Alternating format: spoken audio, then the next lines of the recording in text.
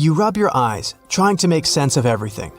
Perfect circular holes in the bottom of the ocean floor off the coast of Big Sur in California. You have no idea how this happened, even though you're a marine biologist who's been practicing it for years. You go through some of the old records and find out that these holes have been around since the 90s. In 1999, a ship-mounted sonar conducted a survey and found 5,200 of these pockmarks, or large holes over 500 square miles, on the ocean floor. They look like moon craters underwater. You contact your team and get the robot ready to go down and explore the scene and bring back a few samples. You and the team drive to the coast and hop on the boat. You're sitting inside controlling the robot with a joystick. Your teammate sets the robot in the water and drives it down. Everything seems normal near the surface, but as the robot goes lower, the pockmarks start appearing. A bunch of boats swift past you, making you lose your balance and focus. The robot turns on the flashlight so you can see better. But as it goes lower, the resolution is less crisp. It almost reaches the bottom, and the holes are smooth and nearly perfect circular shapes. Some of these holes that were visible in the sonar reading measure more than 30 feet across and 15 feet deep. You show the rest of your teammates the images, and they're shocked. The robot continues swimming, but there appear to be more holes all around. Many of them are too small for the scanner to capture from above. These microdepressions are steep and have sort of tails going in a certain direction. It's possible that the currents underwater played a role in their shape. Everywhere the robot swims, there are new holes all around. After a couple of hours, the robot goes back to the boat with some samples. You take them back to the lab and study them. The robot clearly captures images of human trash, but the samples don't indicate anything alarming for now. Despite the fact that 1/3 of the pockets are filled with trash, there's still no explanation of how they were formed. It's late at night and the rest of your team heads back home. You're passing out in the lab, still trying to find some answers. You wake up the next day, and while cooking breakfast, you get this idea that maybe these holes are gases venting out, which could be harmful to marine life. You quickly get the robot and sail out to the ocean once more. This time, you didn't even think about calling your teammates. You place the robot in the water and get behind the screen to control it. The robot descends to the bottom of the ocean and does a survey. So far, the holes still seem to be covered with trash. But some of the holes have marine life dwelling inside, like fish and seaweed. After much scanning, it doesn't look like they're producing any bubbles, which means there aren't any gases venting out, but you're determined to find them. After a while, you reach one of those large pockmarks, and the robot starts scanning around. You find some bubbles coming from a source, but the robot can't reach it. It swims around trying to find a spot, but nothing. You bring the robot back to the lab and work on it. You attach some mechanical arms on it that can lift things and move them. You bring the robot back down to the same spot, but the bubbles aren't as frequent as before. You use the arms to move some of the trash and find out that the bubbles are being produced by a group of crabs chilling next to a pile of plastic. Bingo! The bad news is, you still don't have a clue why the microdepressions and pockmarks exist. As you try to control the robot to go back to the surface, an octopus wraps its tentacles around it, pulling the robot down.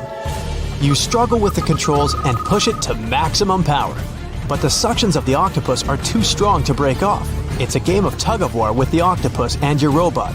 It takes the robot under a pile of trash, thinking it's lunch. But you use the arms to maneuver the robot out and swim back to the surface. You go back to the lab even more confused. The robot has collected more samples for you to study.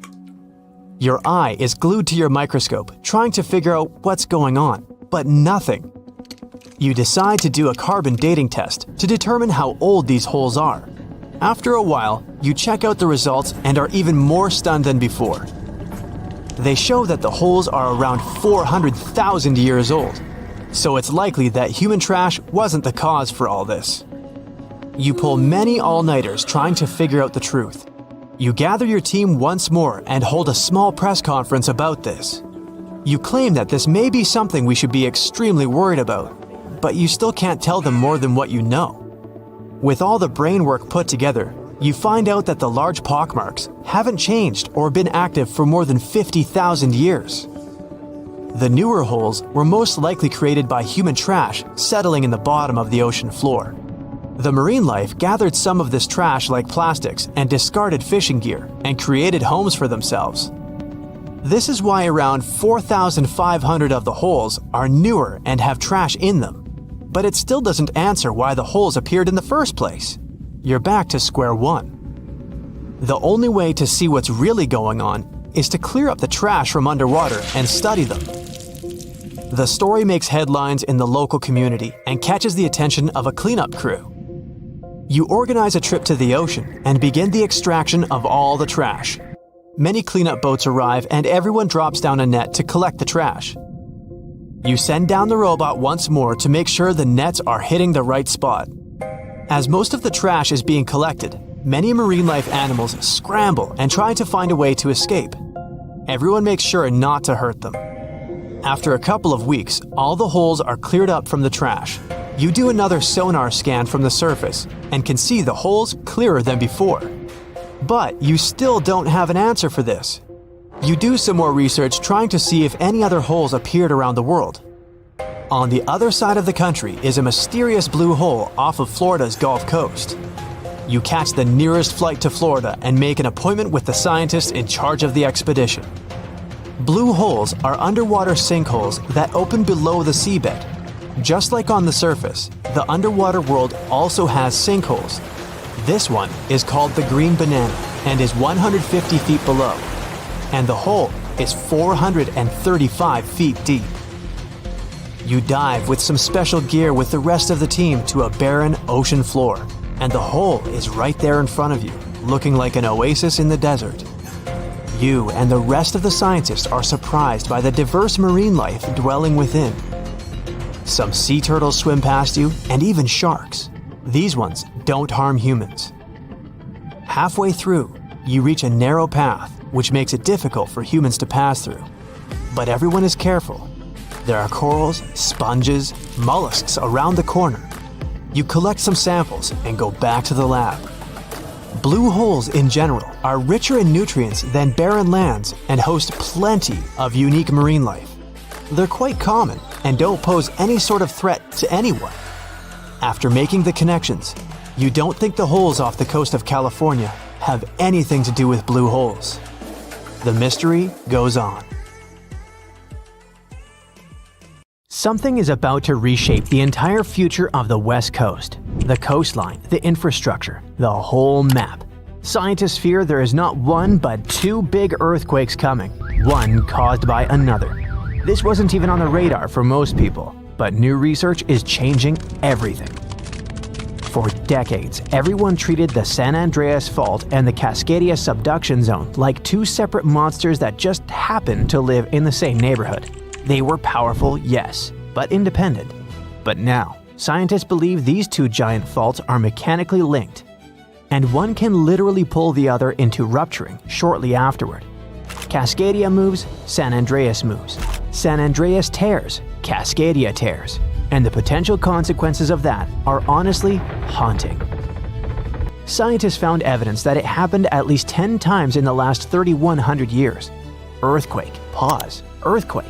It comes from marine sediment cores, which are like time capsules pulled up from the ocean floor. Researchers analyzed layer after layer of seabed sediment and found doublets, paired debris layers created by two massive quakes happening so close together that the ocean barely had time to settle between them. That discovery takes us to the Mendocino Triple Junction, the geological troublemaker of the West Coast. It's the place where three tectonic plates crash and grind into each other like badly aligned gears. It's also the zone where the San Andreas meets Cascadia, which makes it the perfect place for these double quakes to form. The stress changes caused by a rupture in one fault travel straight through this junction and destabilize the other. It's benign when it happens to a bookshelf. When you move one book, three others shift. But when you think about it like a coastline with millions of people, entire cities, major infrastructure, it instantly feels terrifying.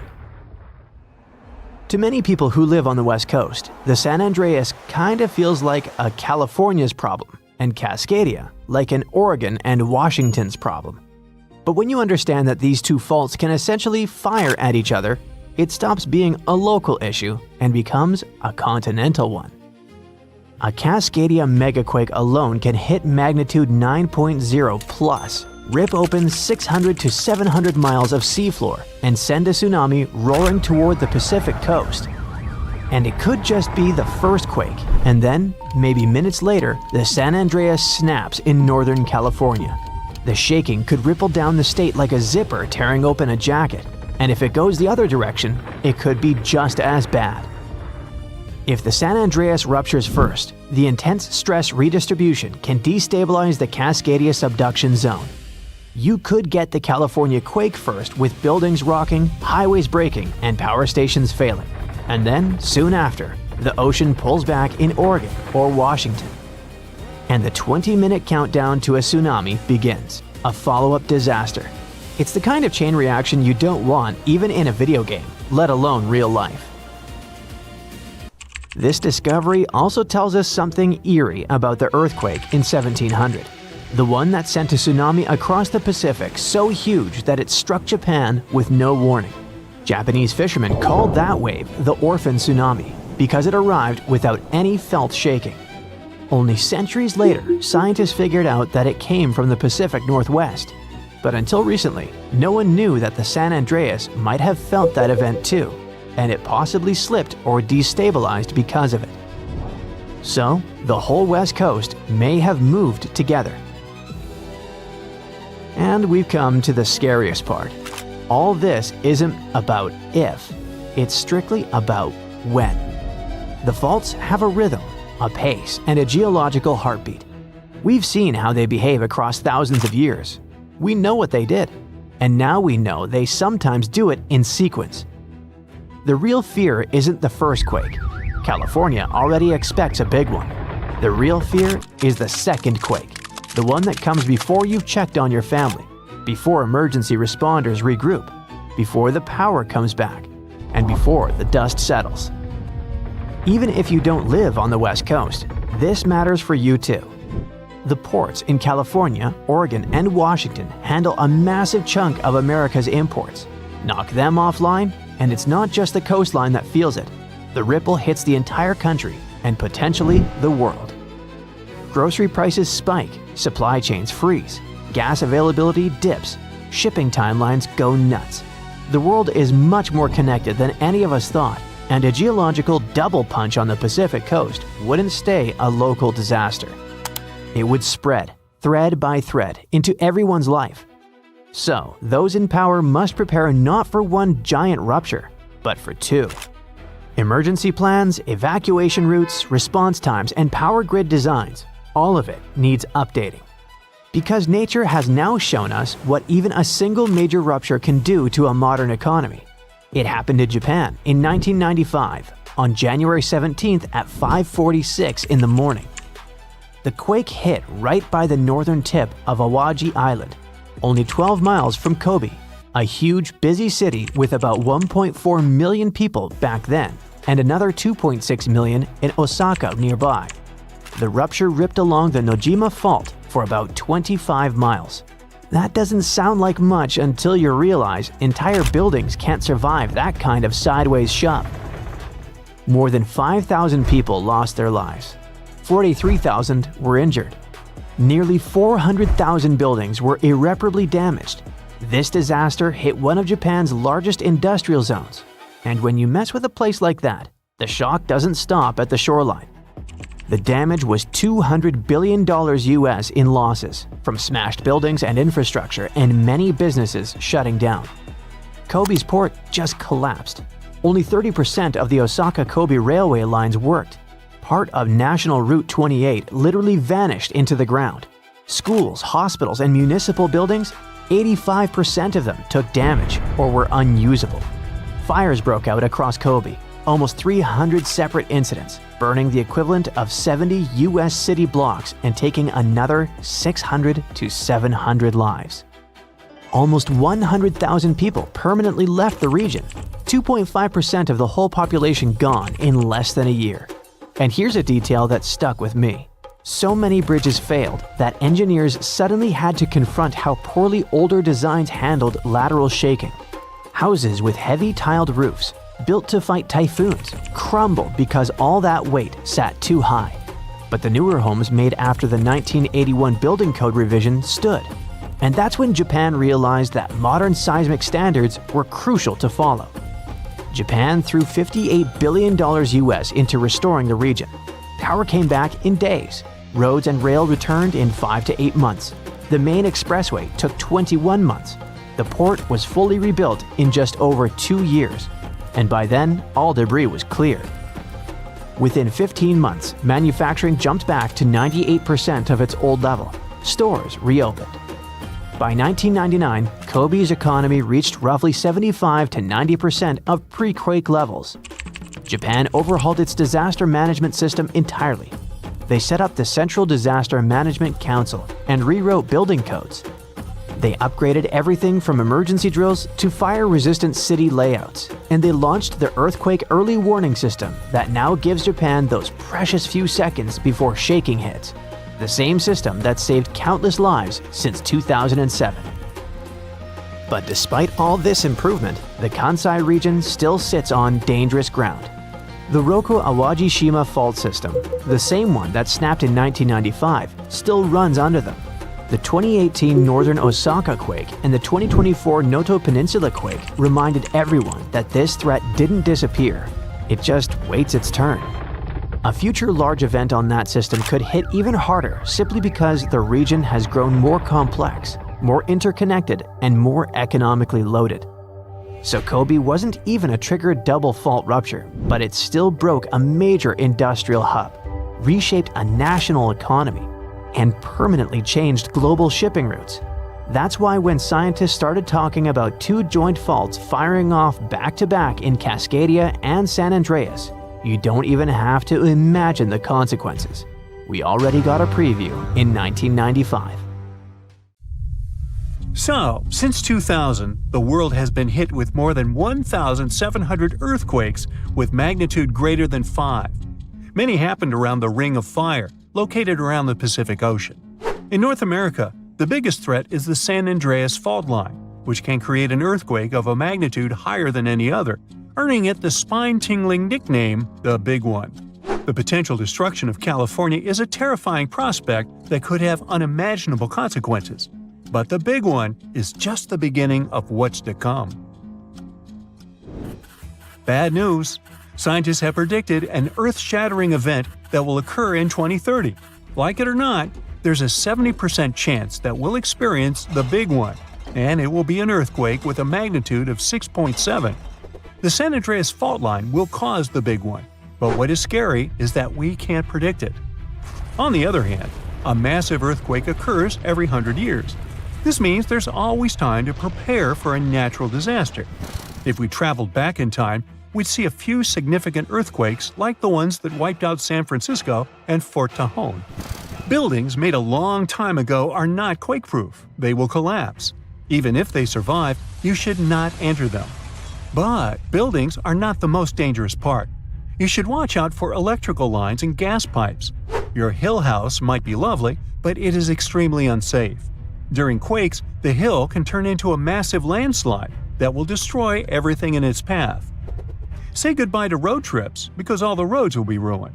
You should have some spare water and food since you won't be able to go to the supermarket. This disaster won't be cheap. It will cost the U.S. around $200 billion to recover from the quake. At least the earthquake will not trigger tsunamis. But there's something it can cause more damage than the Big One.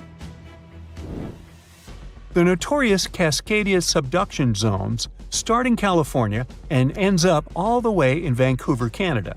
The San Andreas fault line is nothing compared to this zone. It can wipe the whole coast off the face of the Earth, an example of hyperbole.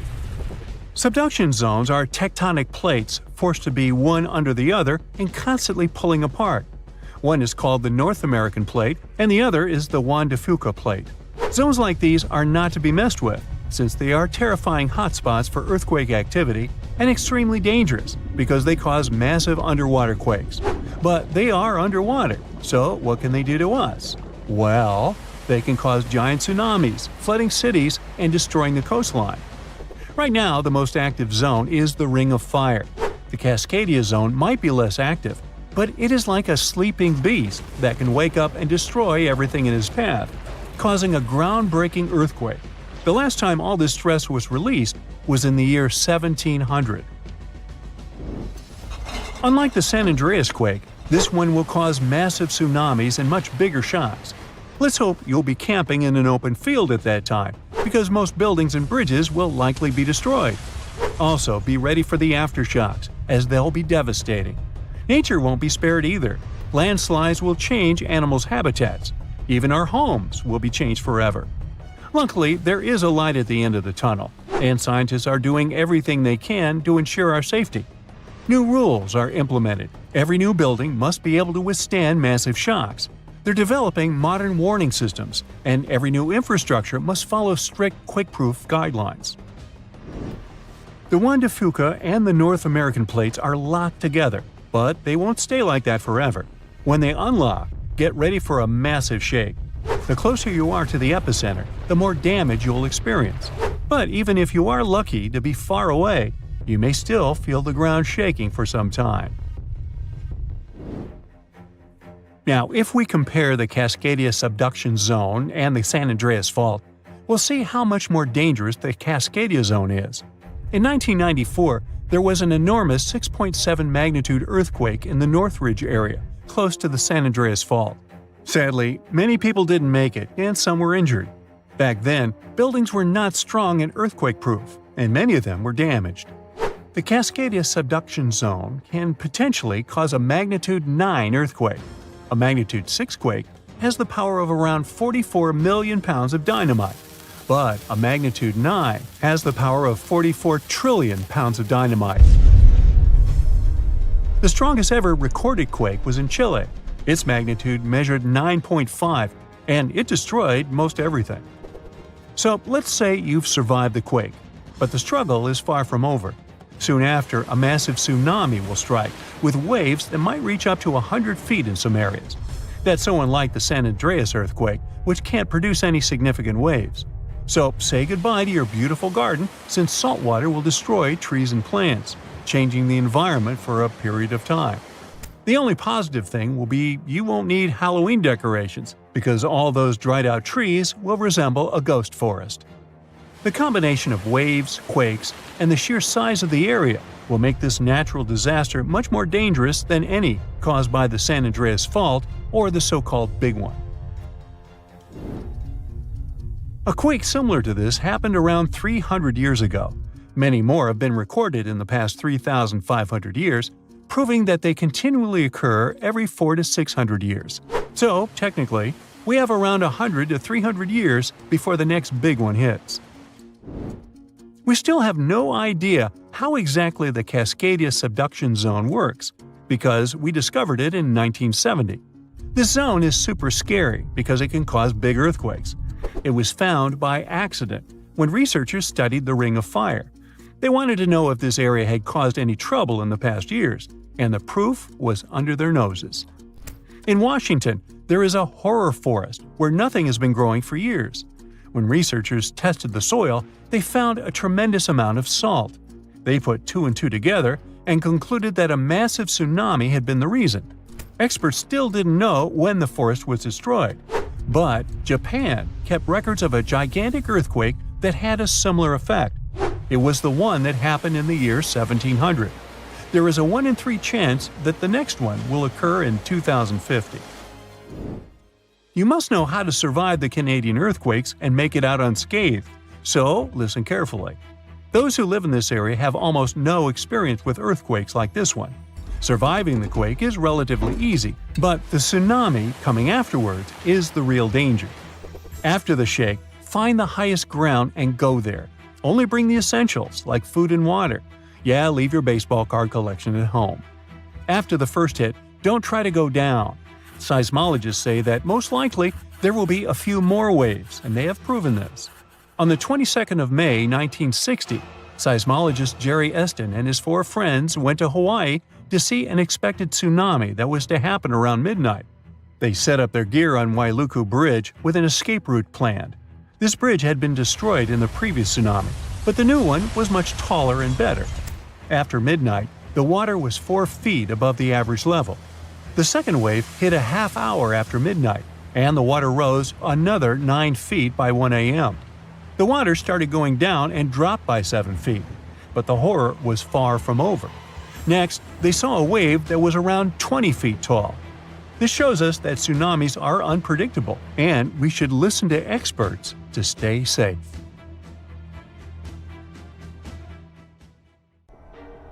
We know more about space than we do about the ocean. We know more about the ocean than we do about the Earth's core. But how do we study something that lies more than 1,000 miles beneath our feet? Oddly enough, you need to fly into space. Thanks to satellites orbiting the planet, scientists have discovered something strange at the very heart of the planet. News about mysterious signals from space barely surprises anyone, but how about this? We detected strange signals coming from deep beneath our own home. Before we go into those signals, we need to understand why it's so important to study what's inside the planet. How does the core affect us? Our lives depend on it in several crucial ways. First, the core plays a fundamental role in gravity. We don't drift off into space because a massive spherical mass of molten metal locks us to the surface. Second, it powers Earth's magnetic field. Dangerous cosmic radiation and solar wind that could scorch everything are blocked thanks to the planet's magnetic field. And third, the inner processes of the Earth influence earthquakes and volcanic eruptions. Any disturbance inside the core and mantle can change life on the planet. And recently, scientists recorded something unusual coming from down there. At the beginning of this century, the United States and Germany launched a mission called GRACE, the Gravity Recovery and Climate Experiment. At first, this project used 2 satellites to track how water moved around the planet and how glaciers were melting. But the satellites could also measure Earth's gravitational field. If gravity was slightly stronger or weaker in some region, one of the satellites would be pulled toward that spot, and the other would measure the change in distance.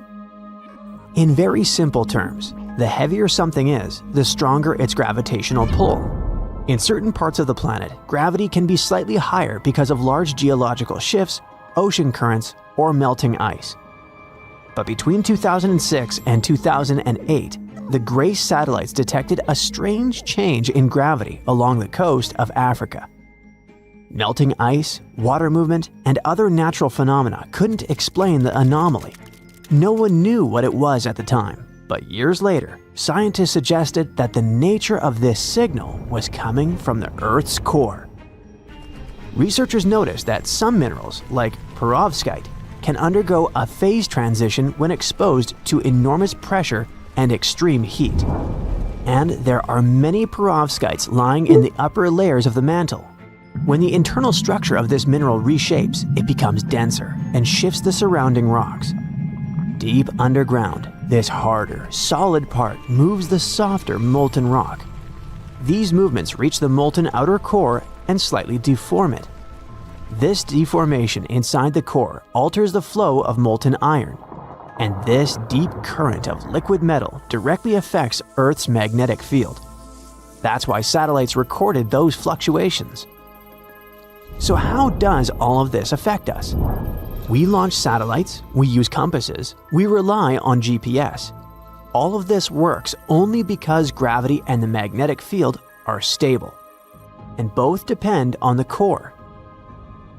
That's why it's so important to study the Earth's heart. And to do that, we don't need to dig thousands of miles. Movements on the surface can reveal what is happening inside.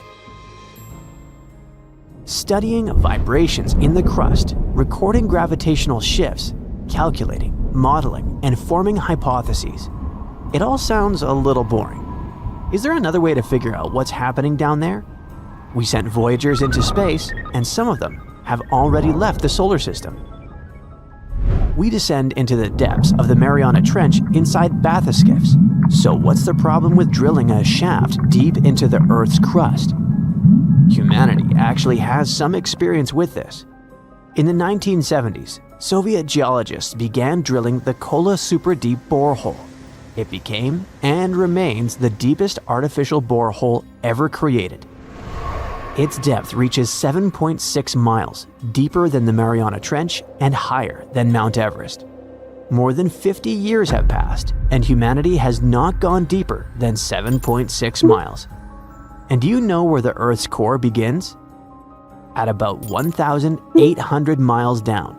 That's almost 7 times farther than the distance to the International Space Station. To reach the core, we would need to drill a hole 230 times deeper than the Kola Super Deep. But that project was shut down in 1992, and the borehole was closed in 2005. What stopped us from digging deeper? First, the density of the rock. In the early stages, the drill easily cut through granite, but around 4.3 miles down, the rock became much harder. The drill broke several times. Workers had to change the drilling direction to pass through softer layers. Eventually, the borehole shape looked like a string of lights hanging on a Christmas tree. Another problem was heat. The deeper the engineers went, the hotter it became. Scientists expected that past a depth of 10,000 feet, the temperature would be around 212 degrees Fahrenheit. In reality, the harder they worked, the worse it got. Eventually, it reached 356 degrees Fahrenheit. The hottest place on Earth is the Sonoran Desert along the Mexican-US border. Temperatures there can reach 177 degrees Fahrenheit. That's twice as cool as inside that terrifying borehole. And the challenges did not stop there. At a depth of about 14,800 feet, the rock became porous. The extreme heat gave it a strange plasticity. Instead of solid stone, the drill had to cut through something more like hot, softened material that was almost impossible to drill. On top of that, the stability of the shaft became a danger. At such depths, the walls could collapse at any moment. To drill deeper, humanity would need completely new technology, a drill capable of working at 500 degrees Fahrenheit. That is the temperature scientists expect in the upper mantle, located just beneath the crust. And to reach it, we would need to drill 25 miles down, almost 3 times deeper than the Kola Super Deep. There are many rumors about what the engineers supposedly discovered in that hole. The most popular claim is that they heard the screams of thousands of people who were stuck in the fiery underworld. Other fake stories claim that the workers went insane after seeing something horrific at the bottom, and that's why the project was stopped. But if we ignore these myths, what did scientists actually find? They learned that the existing temperature model of Earth's interior was wrong. It was far hotter down there than expected. Geologists thought they would find the so-called Conrad discontinuity, a transition from granite to basalt. They found no such boundary. The real discovery was a liquid at incredible depths. Scientists found cracks filled with briny water. This changed our understanding of the crust.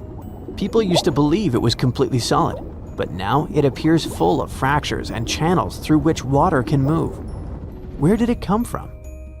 Geologists think the fluid was squeezed out of the rocks by enormous pressure, as water is wrung out of a sponge. But the most astonishing discovery was life. At about 4.5 miles down, engineers found ancient fossils of single-celled marine organisms. They were nearly 2 billion years old, and they had survived at such extreme heat and pressure. Let's imagine that one day we actually reach the mantle. What would that give us? What would we expect to see? We would finally understand how Earth formed billions of years ago, how the core, mantle, and crust developed, and how plate tectonics works. We'd know how the plates push and pull against each other. We'd gain a deeper understanding of earthquakes. Researchers also hope to find extremophiles. These are primitive organisms that can withstand extreme heat and pressure. If we discover life near the mantle or even within it, Scientists will study it closely and try to understand how it manages to survive under such brutal conditions. If we learn what keeps life alive in the most hostile environment beneath our feet, we might learn how to protect life in other extreme places. From the depths of the ocean to distant planets, studying the heart of our planet could reveal technologies we can barely imagine today. Our future might depend on the mysteries hidden beneath our own world. Hey, can you lift a truck with your hands? No? Shocker. But let me introduce you to nature's original strongman, the ocean, which casually tossed 700-ton boulders around like they were pebbles during a mega tsunami that hit Africa thousands of years ago. This wasn't just a bad day at the beach. This mega tsunami was so powerful, it made the 2004 Indonesian and 2011 Japanese tsunamis look like kiddie pool splashes.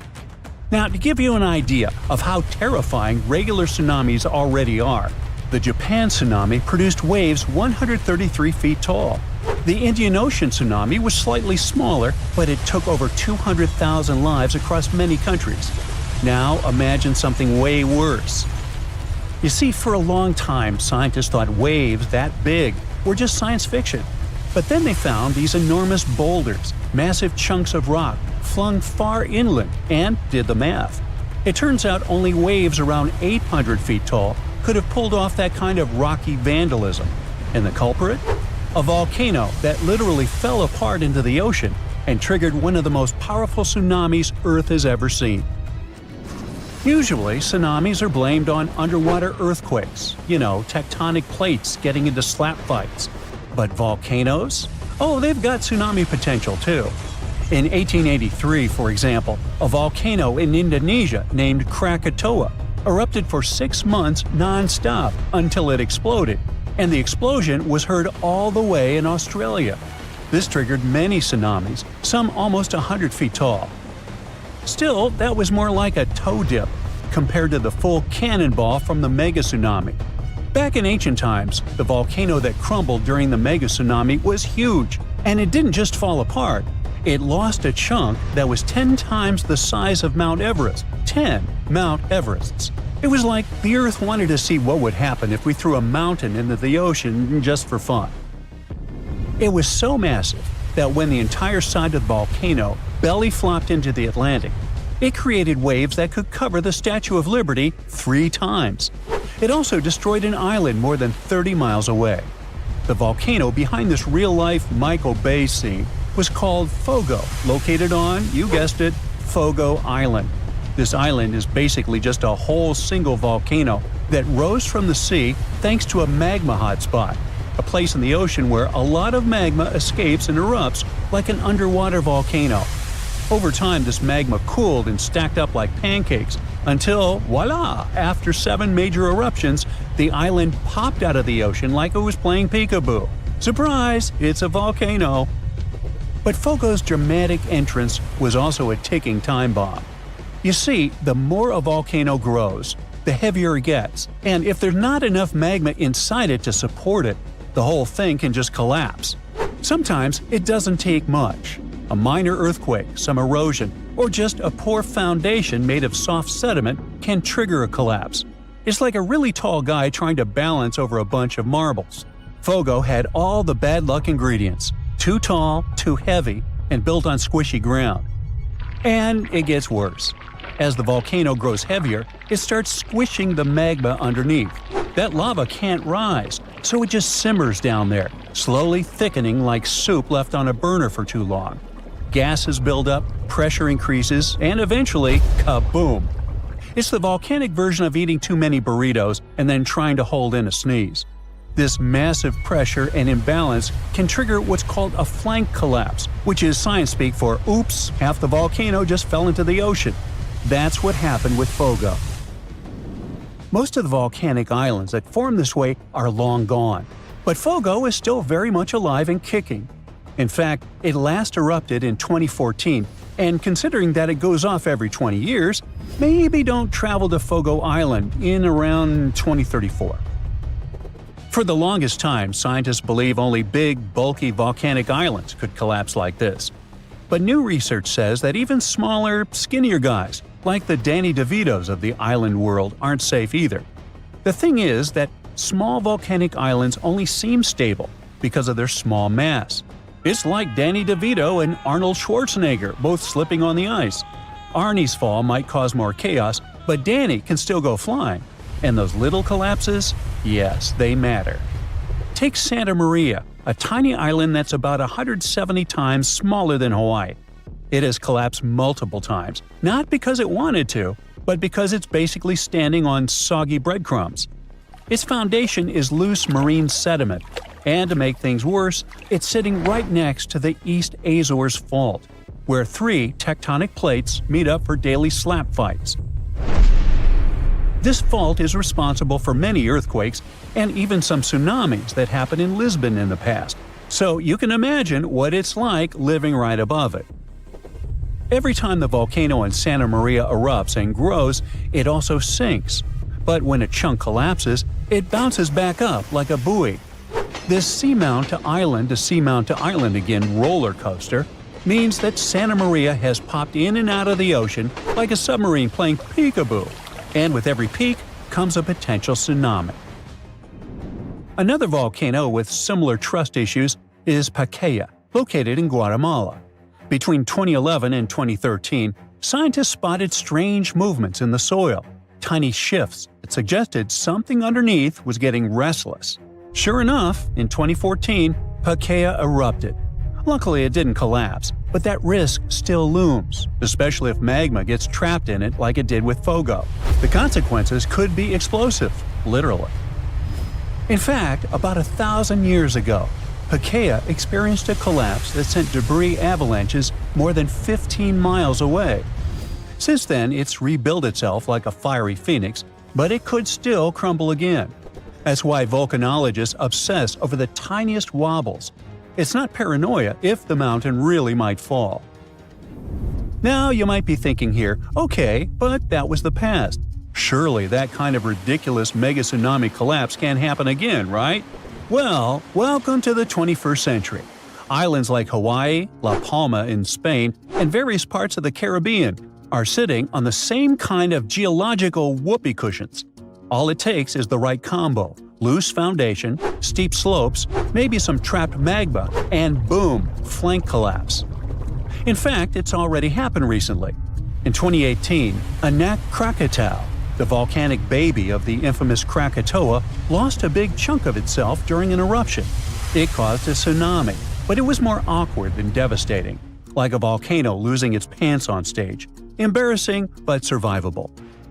But that's just amateur hour compared to history's real showstoppers. Ritter Island's 1888 collapse was so intense that the island literally got shorter.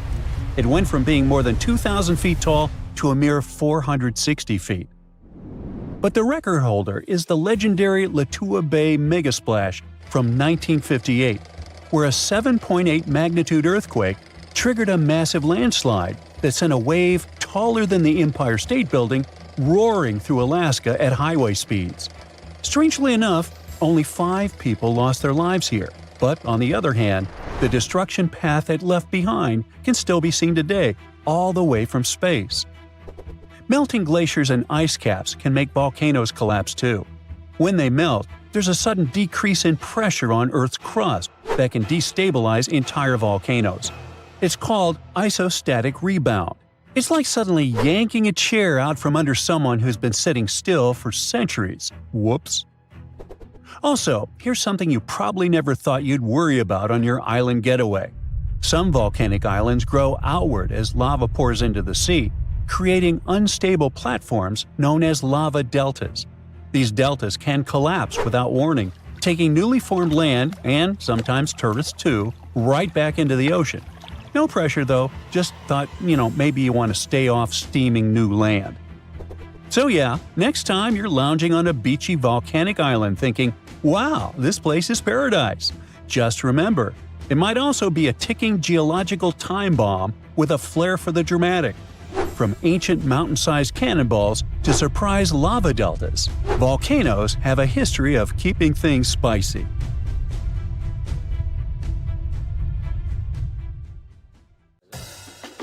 You have friends over for dinner. You set your drink on the counter and go help your friend set out some desserts.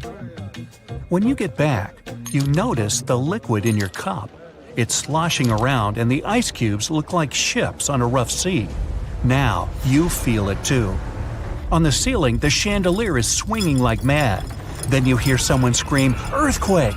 The house and everything in it is rocking back and forth.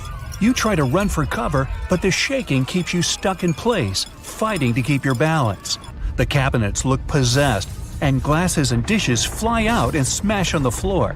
The bookshelves topple over, and everything hanging on the walls sways and falls off. You duck under the dining room table, trying not to get hurt on all those broken dishes. Yeah, you've been through earthquakes before, but none like this. Checking your phone? Typical, no signal. You can't believe what's about to happen. The screams get louder, and suddenly the whole house collapses. The biggest earthquake ever recorded happened in Chile in 1960. Disaster came in the afternoon, just when everyone was out enjoying themselves. To cause serious, life-changing damage, you need to have a magnitude of around 7 or so on the Richter scale. This one was 9.5. This part of Chile is smack dab on the so-called Ring of Fire, the most active volcanic and seismic area in the world along the Pacific Rim. The initial shaking lasted around 10 minutes, and after 2 days, many aftershocks were still strong enough to set off a volcano in the south of the country. But that's not where it ended. The earthquake unleashed a series of tidal waves all over the Pacific Ocean, with some reaching over 80 feet high. The waves and earthquake were so strong that they even affected Hawaii, Japan, and the Philippines. It caused around $500 million $1960 worth of damage. Many were left homeless. Much of their infrastructure was smashed too. Buildings as far as the eye could see were toppled, and debris piled everywhere. Scientists estimate that this earthquake was so powerful, it shifted the Earth's axis, making our days 1.26 microseconds shorter. That might not seem like a lot, but think about it. Just one natural disaster was strong enough to make time move. Many of the coastal cities were flattened and floods were widespread. The economy spiraled downward. According to studies, if this earthquake happened today, it caused more than $20 billion in damages. So what would happen if an earthquake twice that size hit without warning? For starters, you'd likely feel the effects even further away. Tidal waves wouldn't just hit the coasts of Japan and the Philippines. They would move even further to China, Korea, Vietnam, and even Australia. And those waves would be significantly higher than 80 feet, perhaps double that. That's like 8 giraffes piled on top of each other, surfing your way. If you lived by the coast, you'd notice the waves. If you saw the water recede way back so you could practically see where all the fish call home, you'd know it was time to run. Chances are that a tsunami's heading your way. Say it really happens. You're caught under the wreckage, not knowing what's going on. You manage to free yourself and escape to the fresh air. And you're not alone, because all the houses in the neighborhood have turned into piles of bricks and rubble. The bridges have also collapsed, leaving people stranded on either side. You look around, dust yourself off, and rush to find help. Fire trucks and ambulances drive between the broken-down cars and rubble. You try to make it to your car, but the aftershocks are still hitting, and you're getting tossed to the sidewalk. With all the cell towers down, you can't call anyone on your phone. Your knees are shaking, but you manage to power through. Once you reach your car, you see it crushed under a boulder, like a giant soda can. You continue on foot and eventually reach downtown. It looks as if some giant got angry and knocked all the buildings down. You push forward and try to see if you can find some help. Without warning, your phone vibrates. You check it and see 1,000 notifications about a 20-magnitude earthquake. You're still shaking, but that's all you. The ground is still for now. Uh-oh. You hear something in the distance, racing towards you. To your right, you see tidal waves as tall as buildings charging at you. Still in shock, not knowing what to do, you now come to your senses and run. You don't even know which way to go. There's a tsunami right behind you, and in front of you are broken down buildings, with rocks and concrete still falling everywhere. Wait, there's a building that's somehow still standing. You need to get on top of that thing. You reach the elevator, but it's jammed. Not surprising. You bolt up the stairs as fast as you can, tripping on broken glass and plaster, but always managing to get back up. You look out a window and see the water. It's so close. You're nearly at the top. A few more flights and… whoosh. The water forces its way into the building and drags you down at least 2 floors. You can barely see anything. Still, you know you must swim up. But the water keeps forcing you downwards. After about 30 seconds, you manage to swim your way out and continue climbing to the top. You scramble to the top floor and collapse on the roof. You're safe for now. The tidal wave is still going strong, plowing its way through the ravaged city center. Your phone is now waterlogged and useless. You have a perfect 360-degree view of your town covered in water and debris. The ground starts to shake again. Maybe you'll just sit around until this is all over, waiting for the rescue helicopter. But then, a loud explosion that almost breaks your eardrums shakes the ground even more. Off in the distance, smoke is rising, and soon it covers the entire sky. Darkness hides the morning sun. That's when you can see lava shooting up into the air and landing nearby. The lava forms into a river, flowing its way into town block by block. With this much seismic movement and the high intensity of the earthquake, the world's tectonic plates have shifted so that magma is pushing its way to the surface. From the earth, steam begins to vent. Then the heat hits you. You see the magma cover the ground like a blanket, eating up every car in its way. What's worse is that the magma is melting the foundations of the buildings that managed to withstand the earthquake and the tsunami. The buildings in the distance are now sinking and collapsing into the raging lava pool that's replaced your town. One by one, every building descends. That means, the building where you're standing is also swaying. It's about to fail. That's when you see the light. You look up and see a helicopter above in the distance. You wave your arms, run around, jump, anything to get noticed. And it works. The chopper makes a few circles and finally drops you a rope ladder. As you're lifted in the chopper, you take a good look at the world below you as it wriggles around like noodles in a strainer. You land a few miles out and are immediately treated by a doctor in an emergency triage center. You were one of the lucky ones. A year later, the tsunami water has receded. The lava that flowed inland has cooled, but all that magma permanently changed the ground below it, and the whole town is gone. The disaster has thrown the entire country into a financial nightmare that'll last decades. It takes months to survey the town, making sure there's no dangerous electrical wires or busted gas pipes anywhere. They're rebuilding your town farther inland from where the old one was. In other towns, they rebuild directly over the ruins. In others, they just decide to move everyone to a nearby city. If all the volcanoes on Earth suddenly erupted together, it'd be loud. We'd also have around 1,500 of these formations bursting at once. Now normally it's just 10 to 20 volcanoes that are active each day. But what would the world look like if they all blew their tops simultaneously? Geologists think it wouldn't be pretty. Even if only the land volcanoes erupted together, it would set off a chain reaction way worse than anything we've ever seen before. The two big problems would be ash and volcanic gases. While the explosions in lava would be damaging for people nearby, the real danger lies in what happens next. A thick layer of ash would cover the planet, blocking out sunlight completely. No sunlight means no photosynthesis, which means crops would fade away and temperatures would drop considerably. And all this ash cloud could remain in our atmosphere for up to 10 years. Now, ash aside, there's also acid rain to worry about. Volcanic gases like hydrochloric acid and sulfur dioxide would mix with the atmosphere and fall back down as acid rain. This type of weather would harm the groundwater and ocean surfaces. Even if humans would find a way to survive up to this point, we'd have no corals and no other sea creatures around. Scientists have seen similar events in Earth's history at a smaller scale. Big volcanic eruptions have been linked to mass extinctions. When Mount Pinatubo erupted in 1991, it cooled parts of the world for 2 years. But the extra carbon dioxide from these eruptions could also heat the planet, the same way we turn our stoves to broil for that extra crispy layer on our casserole.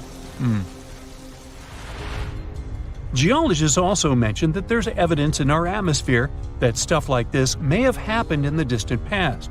During the Cretaceous period, carbon dioxide levels were way higher than today, which made it difficult for marine life to thrive. Who would survive all this?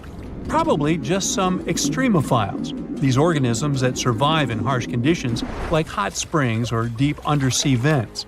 As for humans, we could all lay low in underground bunkers until things clear up, or build multiple space stations that could fit us all.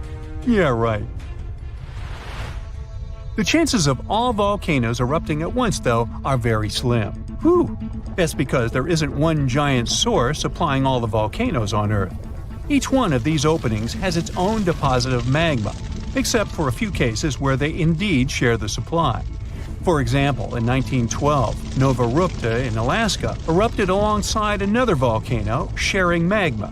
Scientists have also found evidence of magma hiding under volcanic areas, like under the Taupo volcanic zone in New Zealand. This magma can spread out horizontally for long distances, but is still just a local feature. Even if we consider all the magma under Taupo as one system, it's not connected to other volcanic areas like Indonesia or the Philippines. Because the great majority are isolated, volcanoes can't sync up to erupt at once. The magma comes from different processes, like mantle decompression or adding water to the mantle through subduction. There's no way to make all these different volcanoes erupt together because of how tectonics work. Now, that doesn't mean we won't see interesting volcano activity in the future. Take an underwater area near British Columbia, where recently about 200 small earthquakes per hour have been noted. Deep beneath the Pacific Ocean floor, off the coast of Vancouver Island, magma is set to erupt, heating the water so much that it'll bubble like soda. However, this event will likely go unnoticed by anyone other than scientists. The anticipated eruption will most likely happen around 3 miles below the ocean surface. Scientists explain that the earthquakes range from negative to 4.1 magnitude, meaning only those nearby would feel any tremors. This unusual activity gives us a rare opportunity to study how the Earth's crust forms.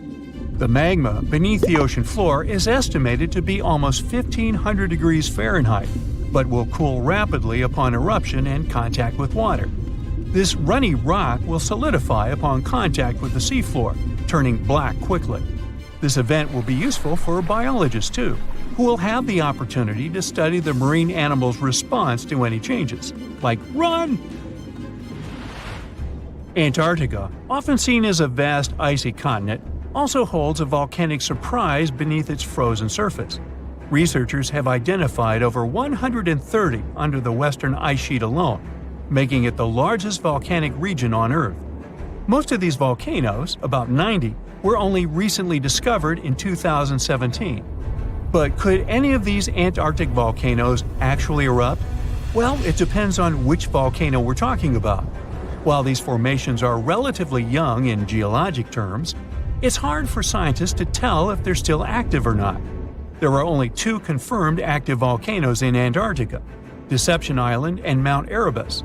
The latter, standing tall as the highest peak on the continent, has been continuously erupting since at least 1972. It's known for emitting gas and steam, and sometimes even throwing out rocks in what are called strombolian eruptions.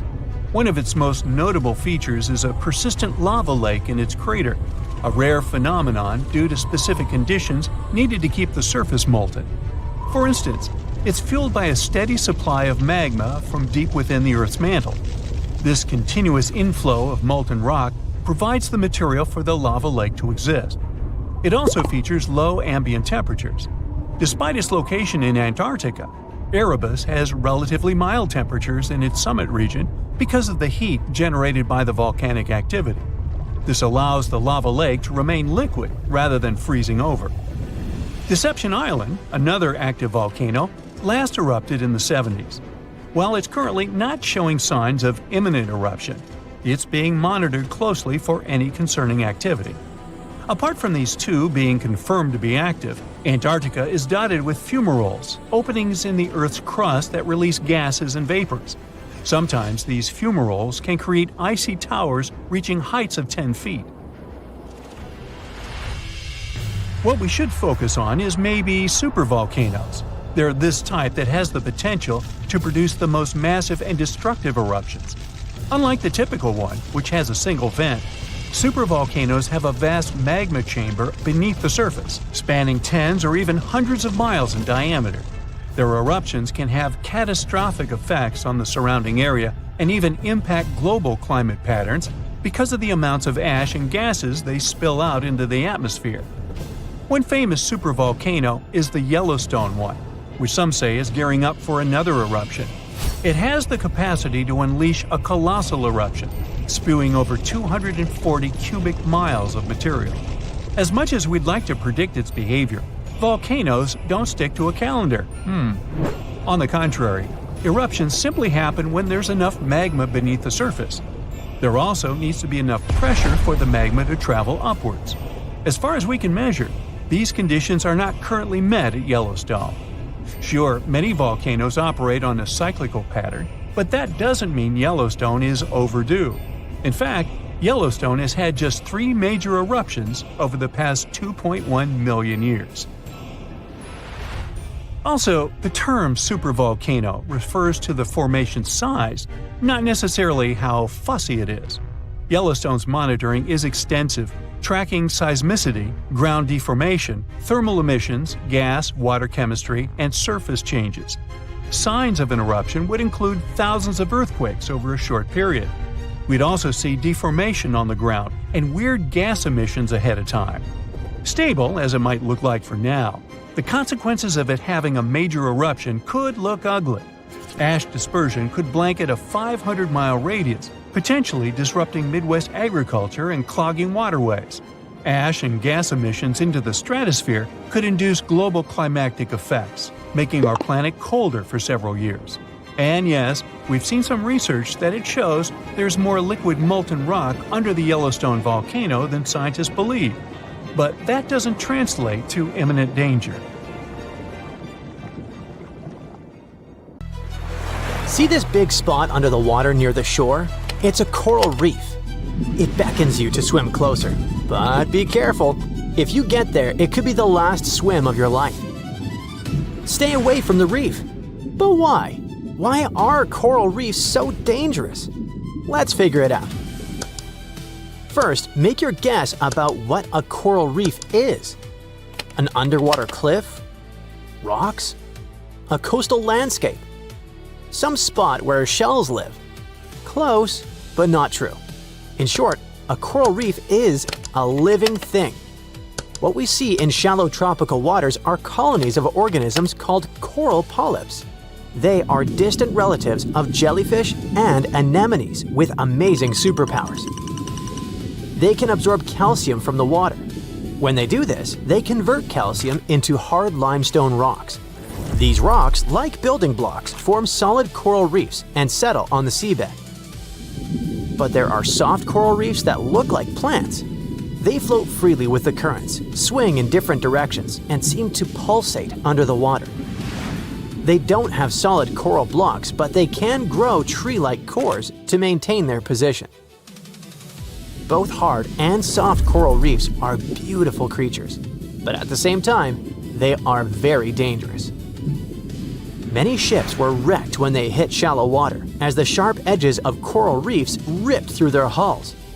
But what danger is there for someone swimming alone, who isn't going to hit the reef? You can just scuba dive and enjoy the beautiful views of coral polyps, but be prepared to encounter unexpected and unpleasant creatures. A coral reef is not just a living colony, it's a home for thousands of diverse marine creatures. And some of them can be very dangerous for humans. Like the blue-ringed octopus, for example.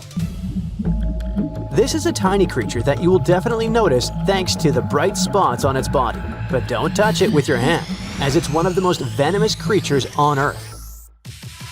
The amount of toxic venom carried by this octopus can harm 26 people, and these people are unlikely to survive this encounter. The poison works within a few minutes, and there's no antidote in the world. What makes it even more dangerous is that the octopus's sting is painless. You probably won't even know you've been stung until the first symptoms appear: body paralysis, respiratory problems, and cardiac arrest. But even if you don't notice the octopus and swim past, you'll probably notice the box jellyfish, whose tentacles can reach several feet in length.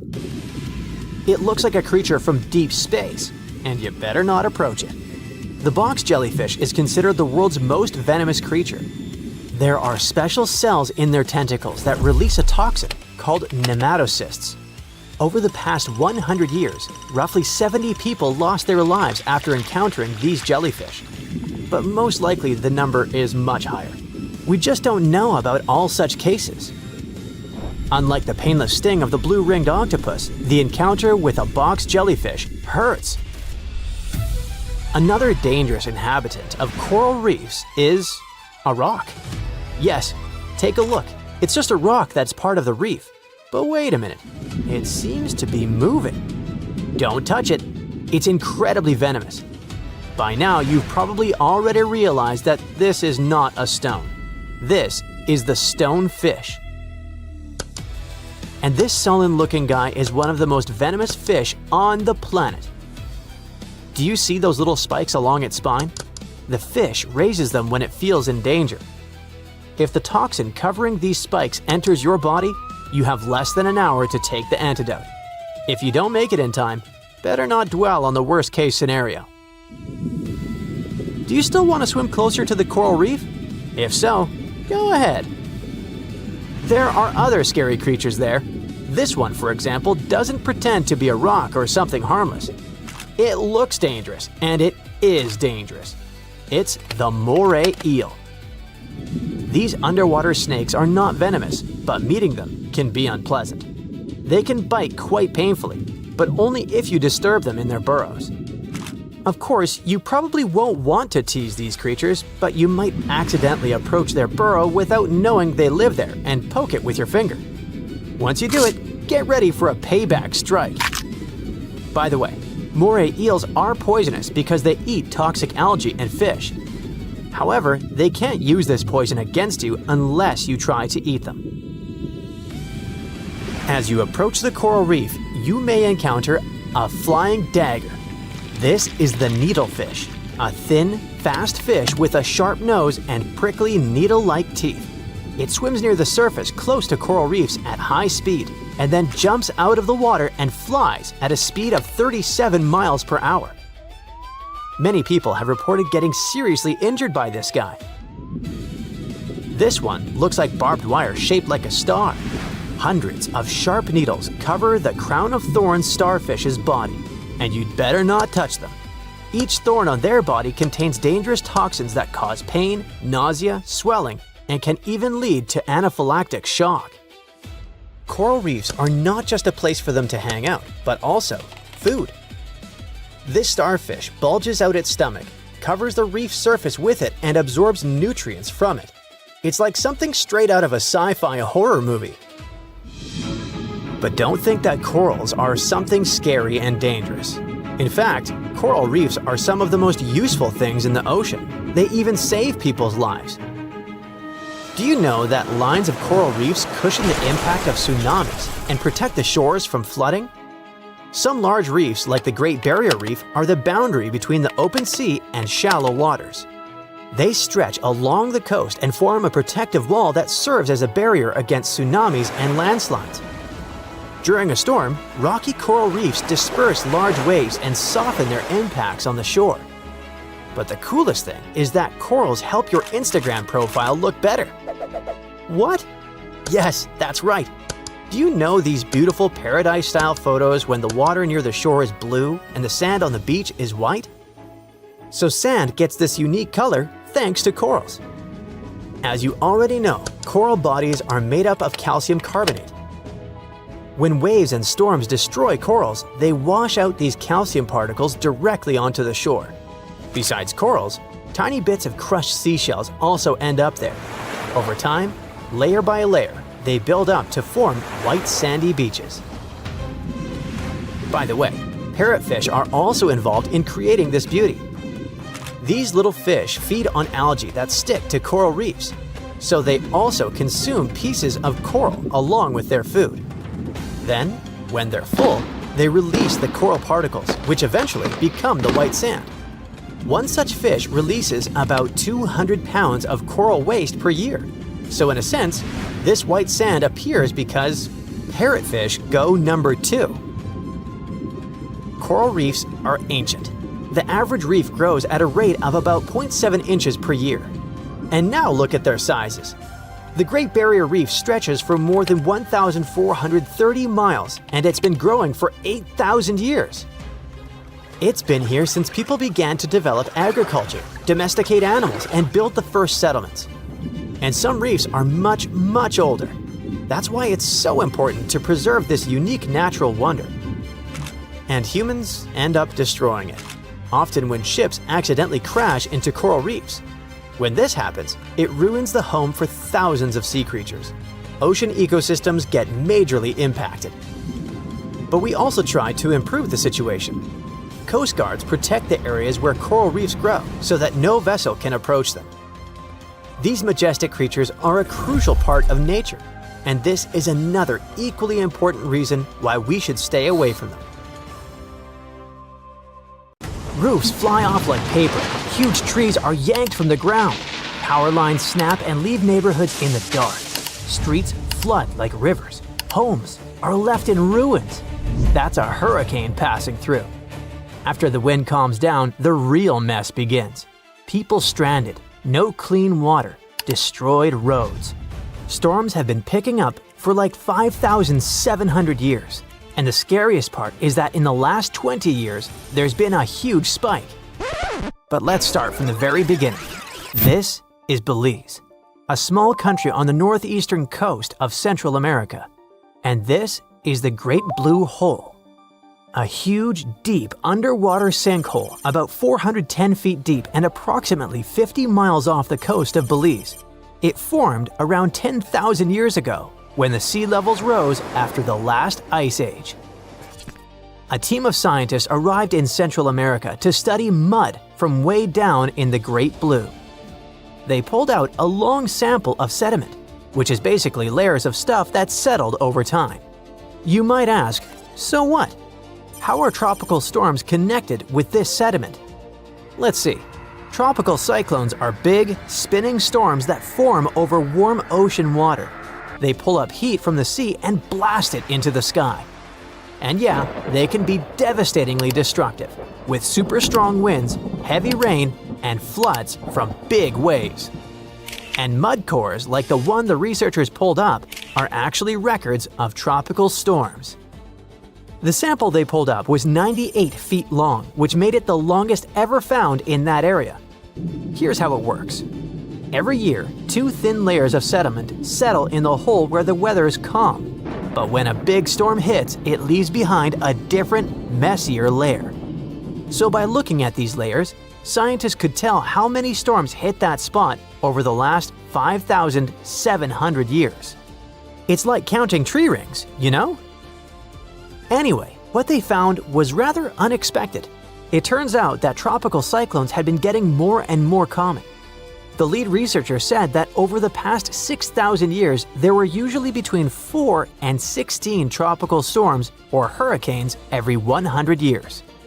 But just in the last 20 years alone, they found signs of 9 storms in that same little area.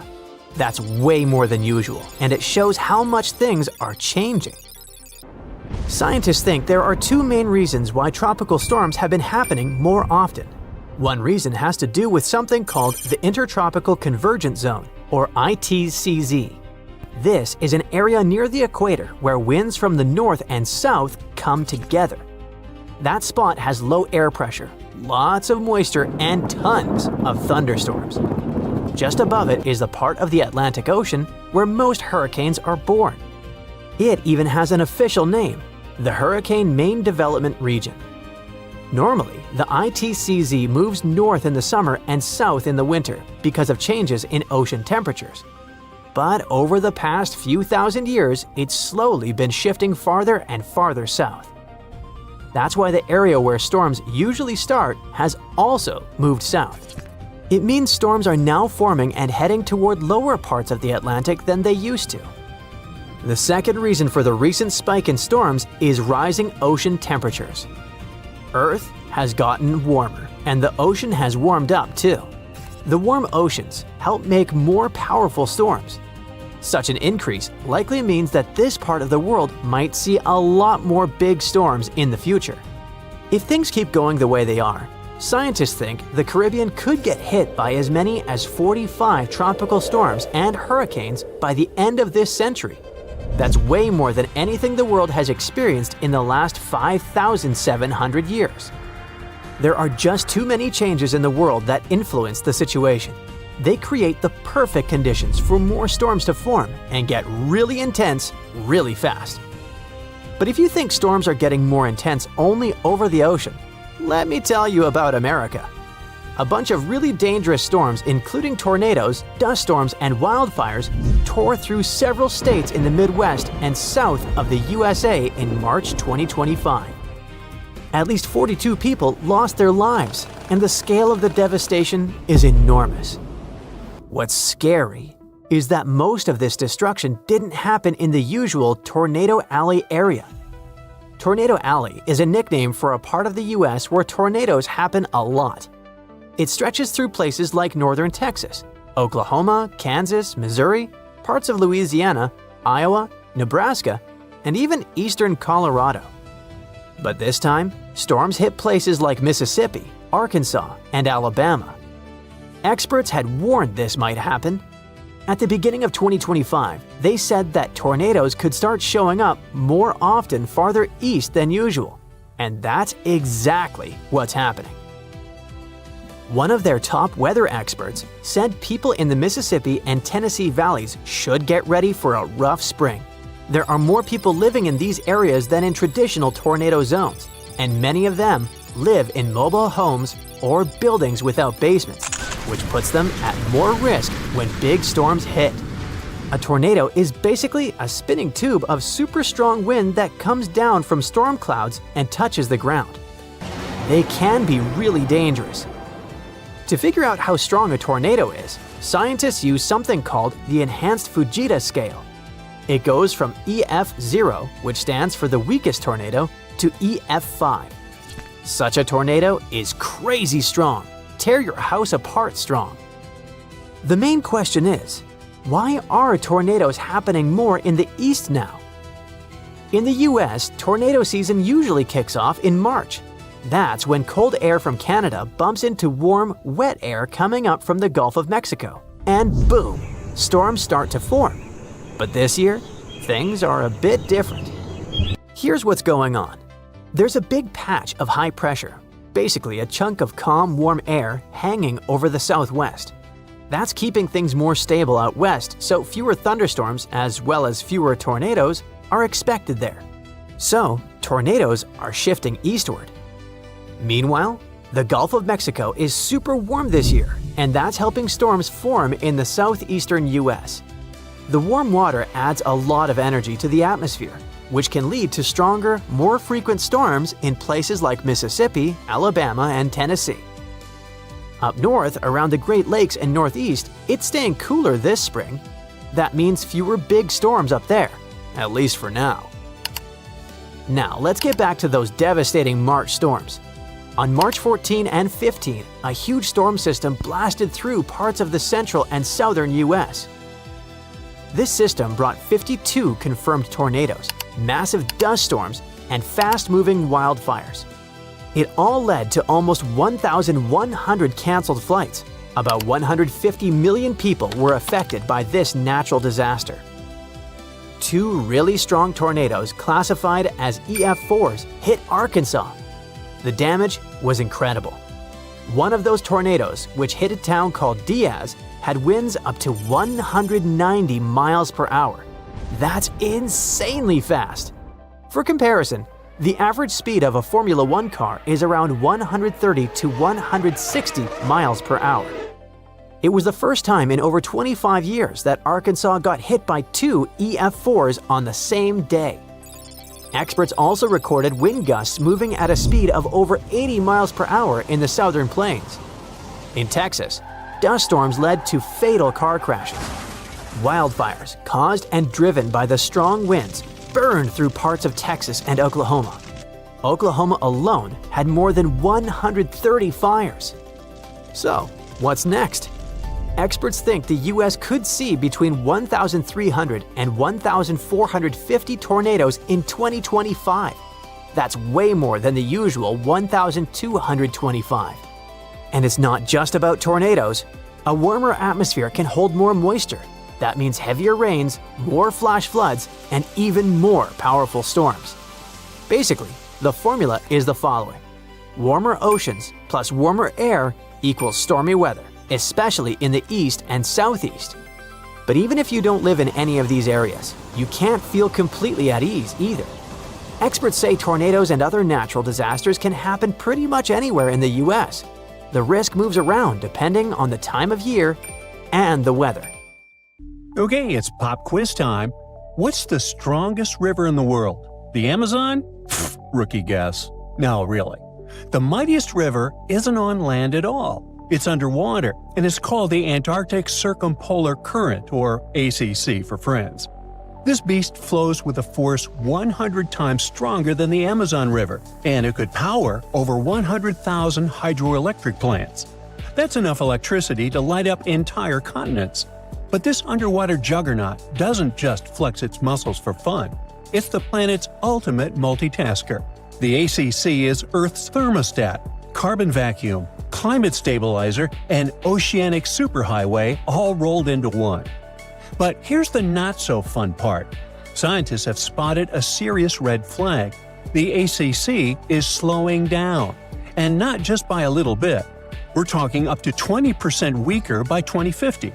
If this trend continues, we're looking at climate chaos that could make your worst Monday feel like a day at the spa. So, maybe time to panic a little? Well, hold on. So what is the ACC anyways? To learn more about it, we need to dive deep into the ocean, figuratively. The Antarctic Circumpolar Current is the only ocean current that flows all the way around the planet, hugging the cold continent of Antarctica like a belt of water. Unlike other currents that get tripped up by continents, the ACC has a clear racetrack, nothing but open ocean, so it flows uninterrupted through the Drake Passage between South America and Antarctica. It moves an astonishing 3.6 billion cubic feet of water per second.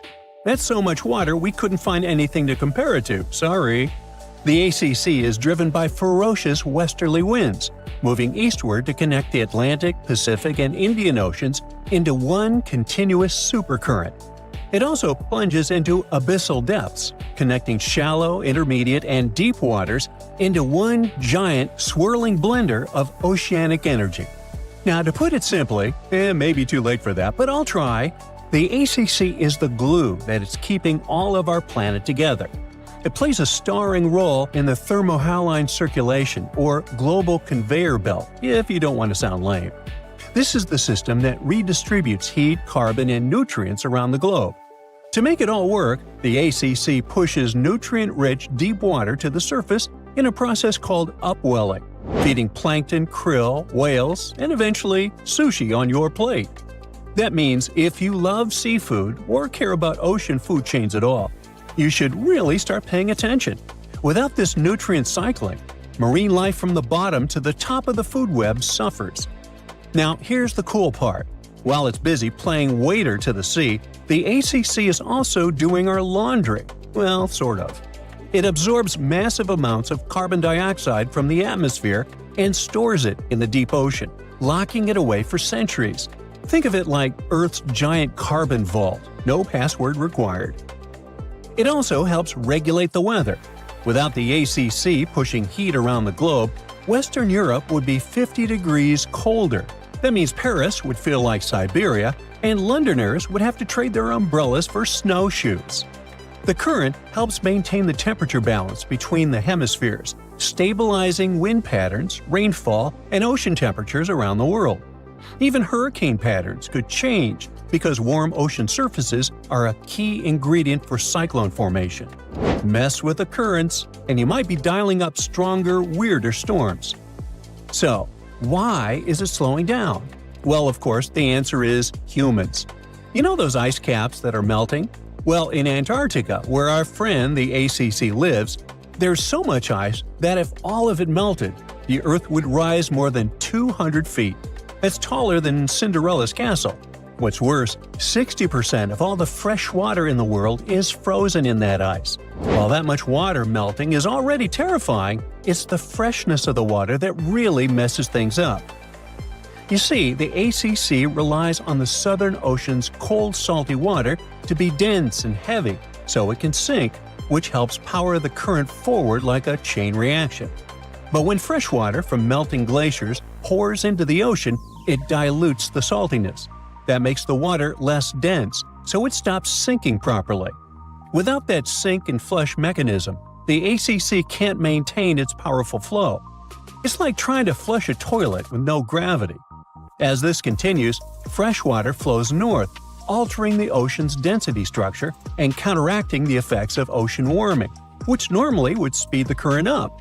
Instead, the ACC slows down. A weaker ACC means less upwelling, so fewer nutrients reach the surface. This could devastate Antarctic marine ecosystems, reducing biodiversity, collapsing fisheries, and threatening species like penguins, whales, and krill.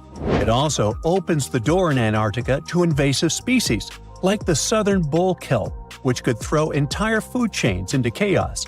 Krill alone are the main food source for whales, seals, penguins, and fish. So when krill populations crash, the whole system begins to wobble like a house of cards in a hurricane. And then there's the feedback loop from hell. As the ACC weakens, more warm water can sneak southward, reaching Antarctica and melting the ice even faster. That melting will dump more fresh water into the ocean, which will weaken the current even more, which will melt more ice, and you get the idea. It's a vicious cycle. Worse still, warm waters underneath ice shelves can cause them to break apart from below, meaning the melting accelerates even when surface temperatures seem stable. Globally, the effects would ripple far and wide. Monsoons in India could become erratic, rainfall in the Amazon could drop, and agriculture from Africa to Asia could suffer. Sea levels along the east coast of North America could surge, and global weather patterns could spin into confusion. Even the Southern Ocean's ability to support commercial fisheries, like Chile's lucrative salmon industry, could decline as nutrients fail to reach the surface. And let's not forget, without a strong ACC, the ocean's ability to absorb carbon and excess heat plummets. That means that more CO2 and heat will stay in the atmosphere, making our lives even more miserable. It's like turning off Earth's air conditioner while cranking up the furnace, and burning down the pantry while you're at it. Of course, this isn't the first time things went south with the ocean currents.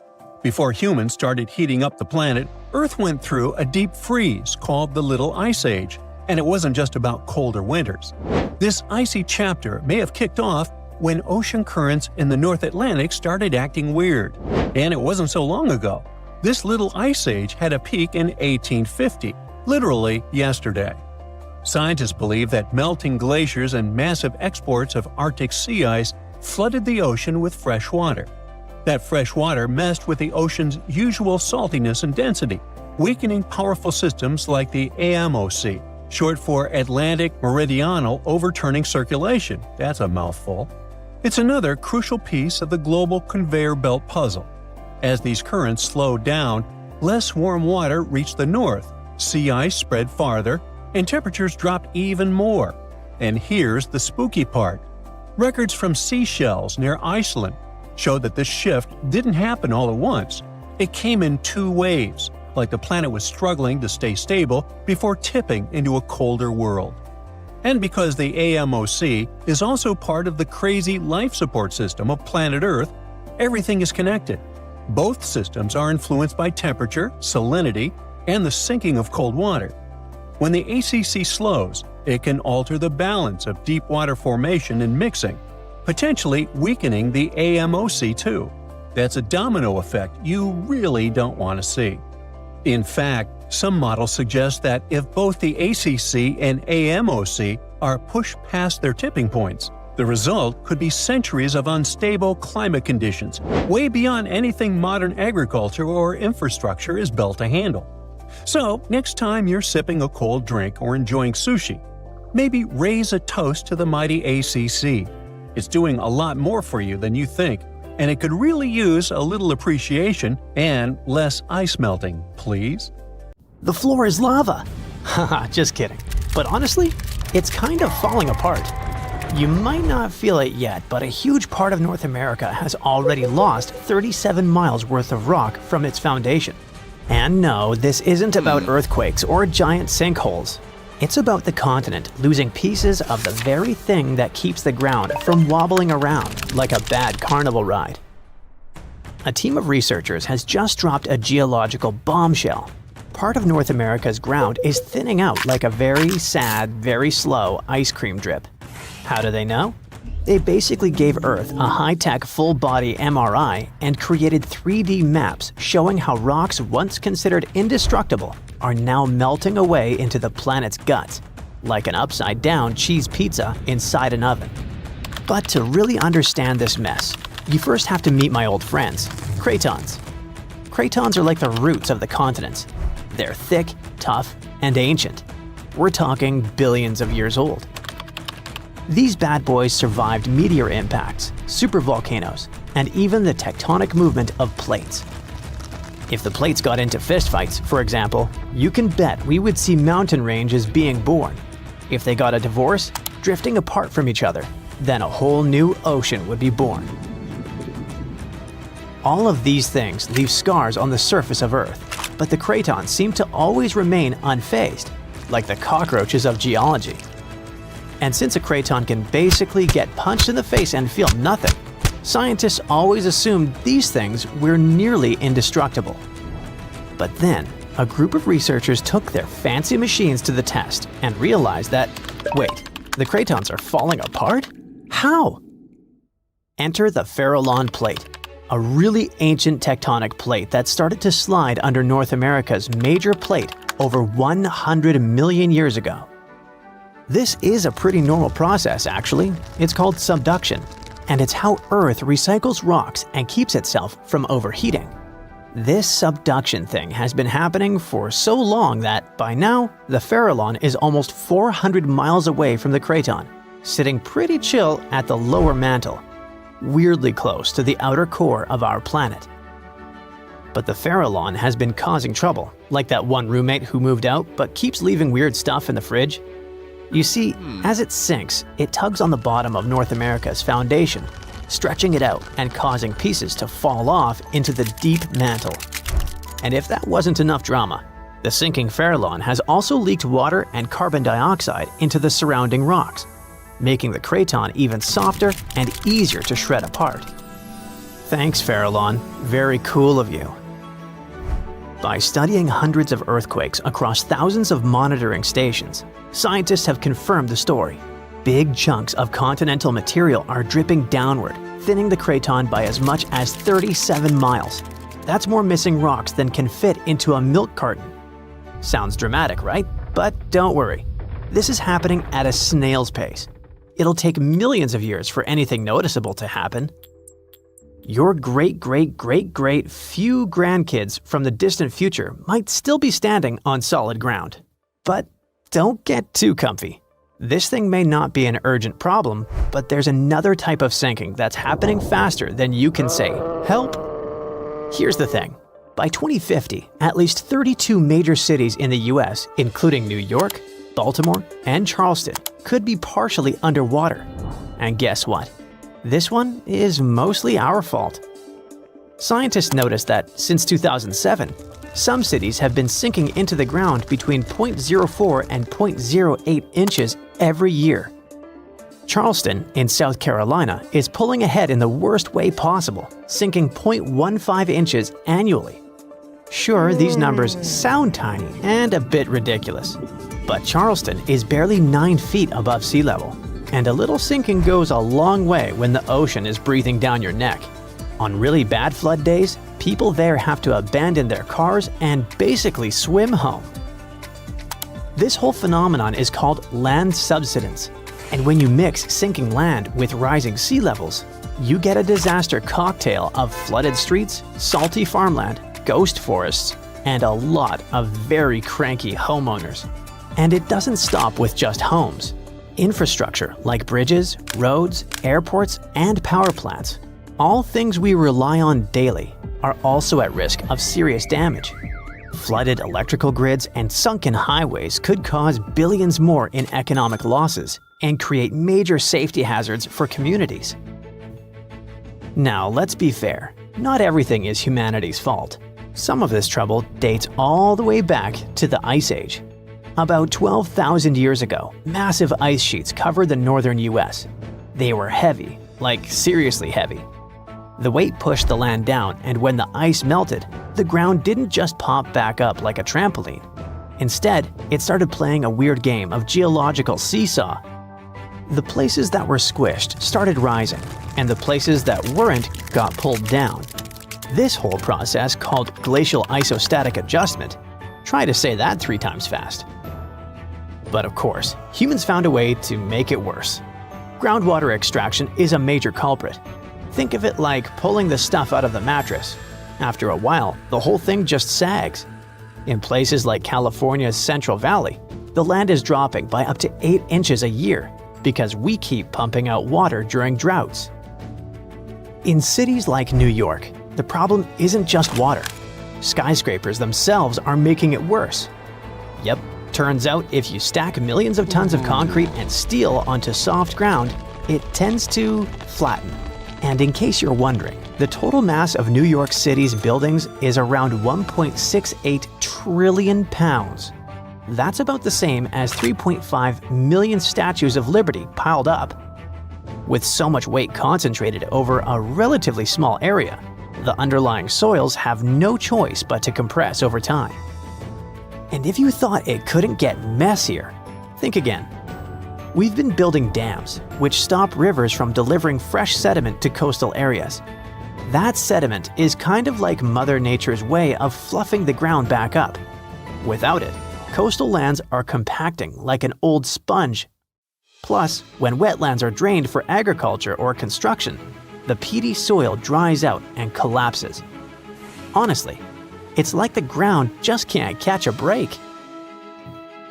Scientists also noticed that the areas that used to be lush wetlands are now among the fastest sinking spots in the country, especially along the Gulf Coast.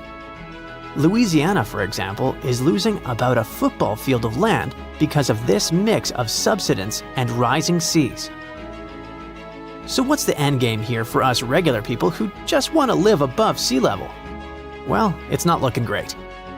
Ghost forests, which are basically drowned woodlands, are popping up. Farmland is turning salty and unusable. And even sunny day flooding, where streets flood without any rain, is becoming a thing. Yikes! Meanwhile, over on the West Coast, California is not exactly winning either. San Francisco and Los Angeles are both sinking, which means that rising sea levels could hit them twice as hard and twice as fast. In some places like the Palos Verdes Peninsula, the ground has been sinking so fast, people over there might as well live like moles. So, is America turning into the next Atlantis? Probably not next week, but without serious action, like cutting back on groundwater pumping and planning smarter cities, at least 500,000 people are in serious danger. And the housing damage could easily rack up a jaw-dropping $109 billion by 2050.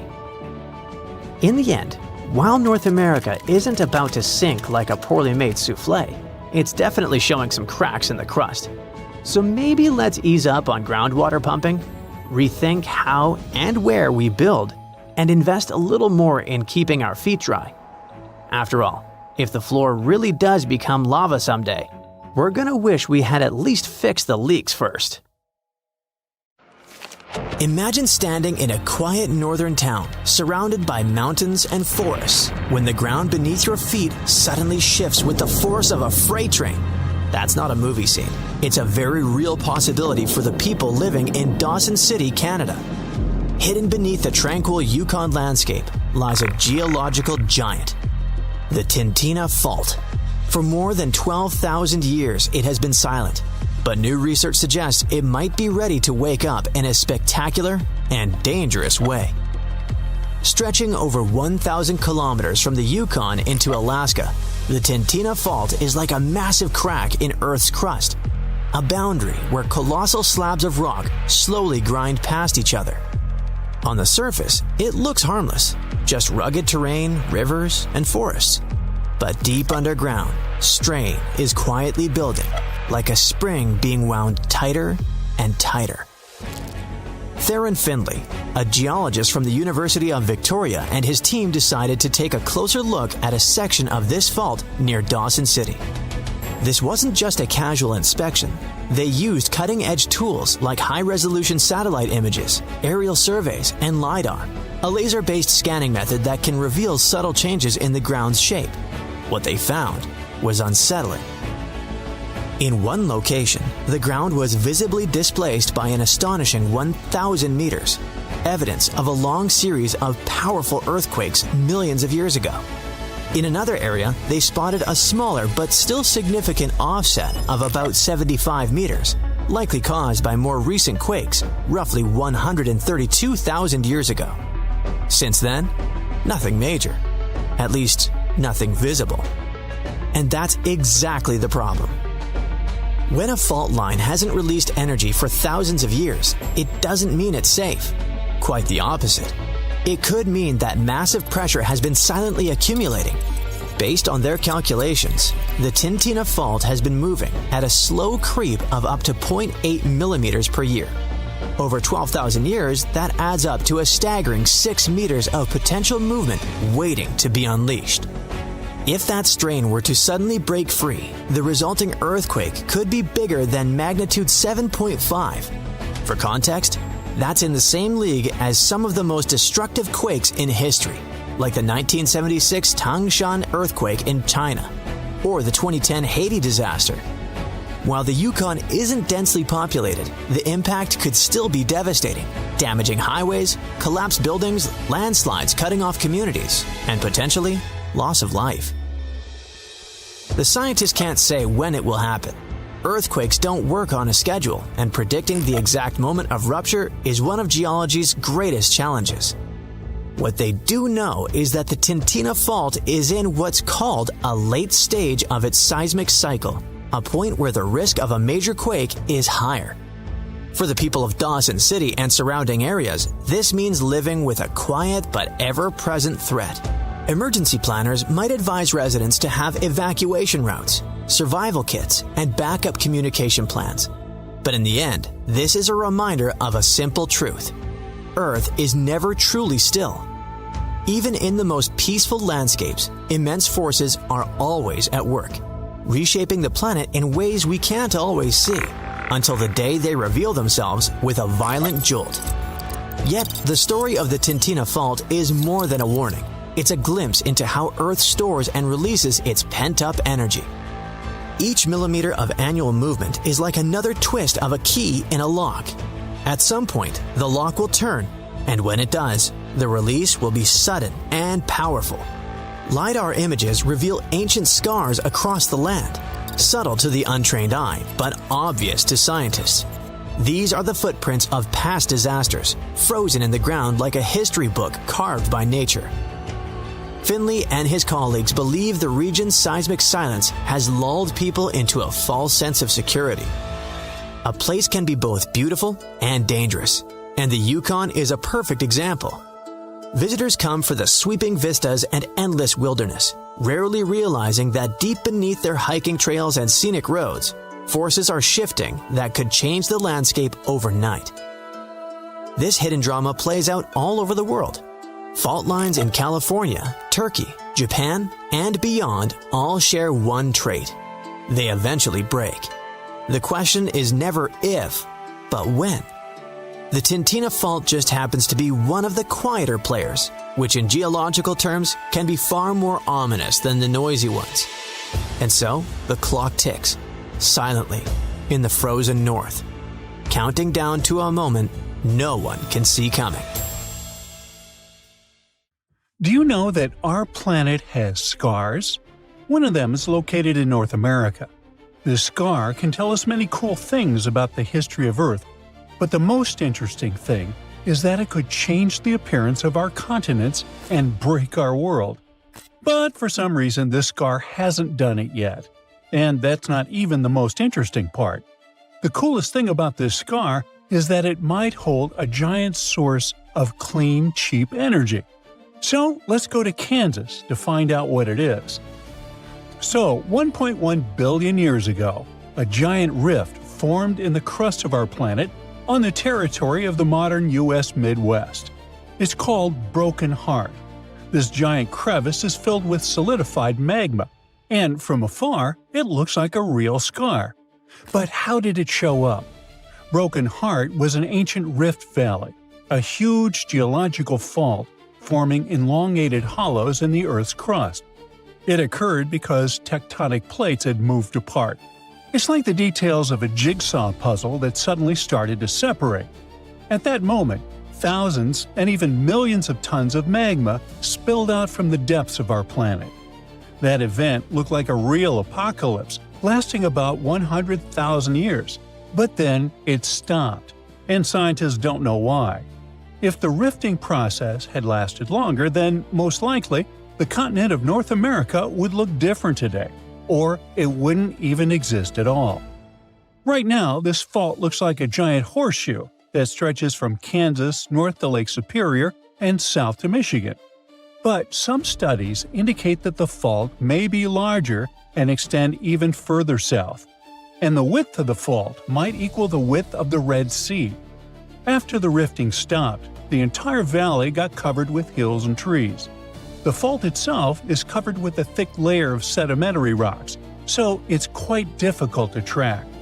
The most noticeable parts of the rift are in the Lake Superior area. Now everything looks calm and beautiful, but in the past, there were fountains and rivers of lava, earthquakes, a boiling pot on a planetary scale. All that remains of it are deposits of basalt, a dark, dense rock that forms from cooled lava. There was so much basalt that its weight pushed the valley deeper and deeper into the Earth's crust. Even when the eruptions and rifting stopped, the valley continued to sink because of the huge mass of this sediment. Then, massive sections of the Earth's crust on both sides of the valley began to contract, and the pieces of the puzzle slowly started to come together. This led to a large-scale ejection of volcanic material upward, and along with basalt, deposits of copper rock appeared in the valley. People mined this copper for about 8,000 years until the end of the 20th century. The copper mines were eventually shut down, but now it seems the industry is making a comeback. However, Broken Heart is not interesting to people just because of its copper reserves. It holds something more valuable and useful for our civilization. Scientists believe that this valley hides massive reserves of hydrogen, and this substance can help us switch to a cleaner, cheaper, and more efficient energy source. If hydrogen fuel becomes widely available, everyone will switch to it, leaving behind the costly, noisy, and polluting process of oil production. Now, I'll bet hydrogen is a remarkably familiar word to you. It doesn't sound like the discovery of the century, and people have been using it for a long time. On one hand, you're right, but not quite. 90% of the hydrogen produced by humans is used as a raw material for the chemical industry. Hydrogen is used to produce ammonia for fertilizers, methanol for fuel and solvents, and to purify crude oil. Manufacturers of glass, cement, steel, and other metals are considering using hydrogen at their factories for more efficient production. Hydrogen can become an alternative to fossil fuels, that is, oil and gasoline produced from them. Cars, ships, trains, airplanes, and power plants, all of these may switch to hydrogen soon. In this case, production can become cheaper and better for nature. But this will work only if we find open sources of hydrogen. You see, about 95% of the hydrogen we use is produced from fossil fuels. We gasify coal, oxidize hydrocarbons, and extract hydrogen from methane. All of these production methods require energy. But the worst part is that they lead to large emissions of carbon dioxide into the atmosphere. But what if we find sources of pure hydrogen that don't require processing? Then we'll save energy for its production and make the planet cleaner. But where can we find such sources? Scientists say that there are many of them all over the planet, and one of the largest is located in the Rift Valley in the U.S. Midwest. But what's the problem with going and mining it? Well, it's not that simple. To extract pure hydrogen, you need 3 conditions. The first is the source of hydrogen itself, which is quite logical. The second is reservoir rocks, that is, natural containers where this hydrogen is stored. And the third is natural seals, which prevent the gas from escaping. In other words, these seals work like a cap on a bottle. They don't allow the substance to escape. So in general, it's necessary to find where hydrogen is released, where it accumulates, and where it's stored. When these conditions are met, natural resource extraction companies can start working. But how does hydrogen appear altogether? Well, let's go over the basics of chemistry. Hydrogen and oxygen compounds form water. This means you need to split the water into hydrogen and oxygen. This process often occurs in nature. There are many places all over the planet where this happens. Scientists are confident that at least 30 U.S. states have hydrogen reservoirs, and if people detect them, we will accelerate the energy transition to safer and more efficient fuels. Thousands of cars drive around using gasoline. Many of you know the smell of exhaust fumes, that thick polluted air that's hard to breathe. What about electric cars? They must be improving the situation, right? Well, here's another problem. Producing batteries for these vehicles harms nature. The materials used to make batteries are lithium, cobalt, and nickel. Their extraction involves a large release of toxic materials, not only into the air but also into the water. Transporting these batteries also creates a large carbon footprint. Producing a single electric car emits about 4 tons of carbon dioxide. To make up for that, the owner needs to drive it for at least 8 years. That's how long it takes to offset the emissions a regular car would produce. What about reliability and convenience? What will you do if the battery runs out during the trip and there are no charging stations nearby? This problem will be solved in the future with the growing popularity of electric cars. Now, scientists believe that over the past billion years, the Earth's crust has split enough water into hydrogen and oxygen. Our planet keeps this gas in the ground, waiting for us to start using it.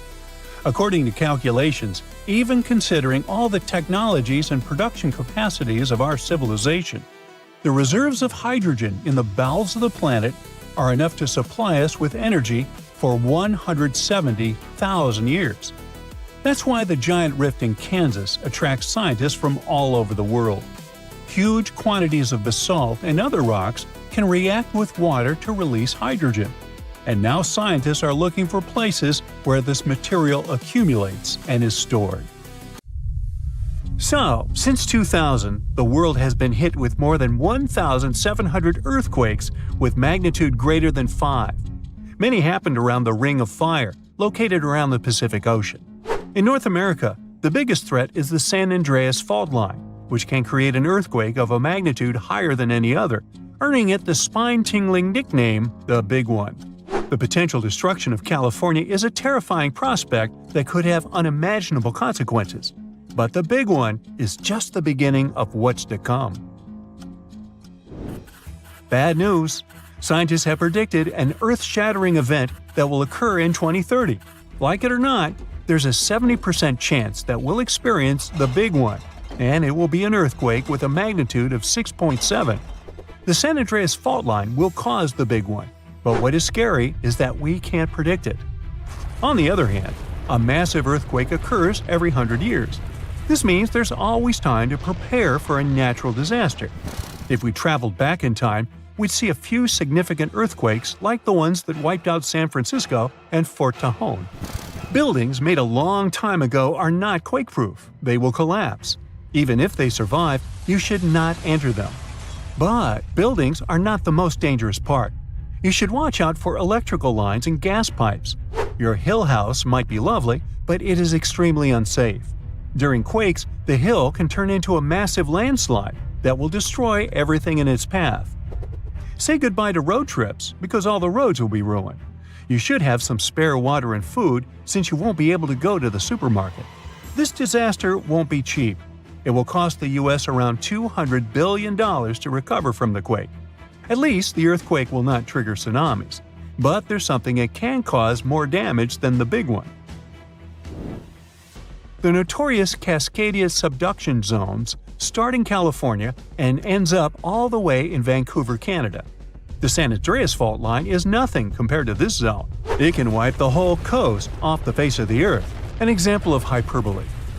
Subduction zones are tectonic plates forced to be one under the other and constantly pulling apart. One is called the North American Plate, and the other is the Juan de Fuca Plate. Zones like these are not to be messed with, since they are terrifying hotspots for earthquake activity and extremely dangerous because they cause massive underwater quakes. But they are underwater, so what can they do to us? Well, they can cause giant tsunamis, flooding cities, and destroying the coastline. Right now, the most active zone is the Ring of Fire. The Cascadia zone might be less active, but it is like a sleeping beast that can wake up and destroy everything in its path, causing a groundbreaking earthquake. The last time all this stress was released was in the year 1700. Unlike the San Andreas quake, this one will cause massive tsunamis and much bigger shocks. Let's hope you'll be camping in an open field at that time, because most buildings and bridges will likely be destroyed. Also, be ready for the aftershocks, as they'll be devastating. Nature won't be spared either. Landslides will change animals' habitats. Even our homes will be changed forever. Luckily, there is a light at the end of the tunnel, and scientists are doing everything they can to ensure our safety. New rules are implemented. Every new building must be able to withstand massive shocks. They're developing modern warning systems, and every new infrastructure must follow strict quake-proof guidelines. The Juan de Fuca and the North American plates are locked together, but they won't stay like that forever. When they unlock, get ready for a massive shake. The closer you are to the epicenter, the more damage you'll experience. But even if you are lucky to be far away, you may still feel the ground shaking for some time.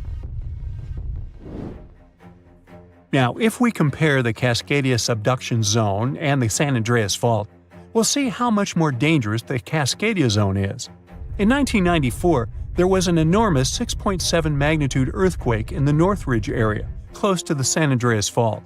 Sadly, many people didn't make it, and some were injured. Back then, buildings were not strong and earthquake-proof, and many of them were damaged. The Cascadia subduction zone can potentially cause a magnitude 9 earthquake. A magnitude 6 quake has the power of around 44 million pounds of dynamite, but a magnitude 9 has the power of 44 trillion pounds of dynamite. The strongest ever recorded quake was in Chile. Its magnitude measured 9.5, and it destroyed most everything. So let's say you've survived the quake, but the struggle is far from over. Soon after, a massive tsunami will strike, with waves that might reach up to 100 feet in some areas. That's so unlike the San Andreas earthquake, which can't produce any significant waves.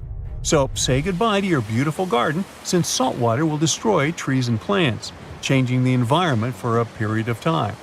The only positive thing will be you won't need Halloween decorations, because all those dried-out trees will resemble a ghost forest. The combination of waves, quakes, and the sheer size of the area will make this natural disaster much more dangerous than any caused by the San Andreas fault or the so-called Big One. A quake similar to this happened around 300 years ago. Many more have been recorded in the past 3,500 years, proving that they continually occur every 400 to 600 years. So, technically, we have around 100 to 300 years before the next big one hits. We still have no idea how exactly the Cascadia subduction zone works. because we discovered it in 1970. This zone is super scary because it can cause big earthquakes. It was found by accident when researchers studied the Ring of Fire. They wanted to know if this area had caused any trouble in the past years, and the proof was under their noses.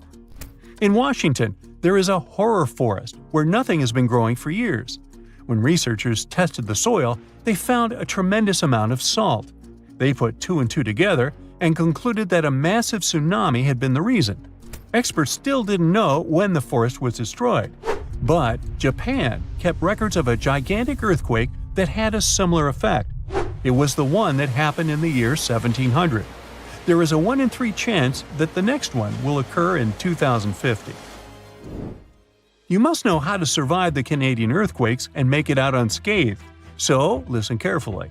Those who live in this area have almost no experience with earthquakes like this one. Surviving the quake is relatively easy, but the tsunami coming afterwards is the real danger. After the shake, find the highest ground and go there. Only bring the essentials, like food and water.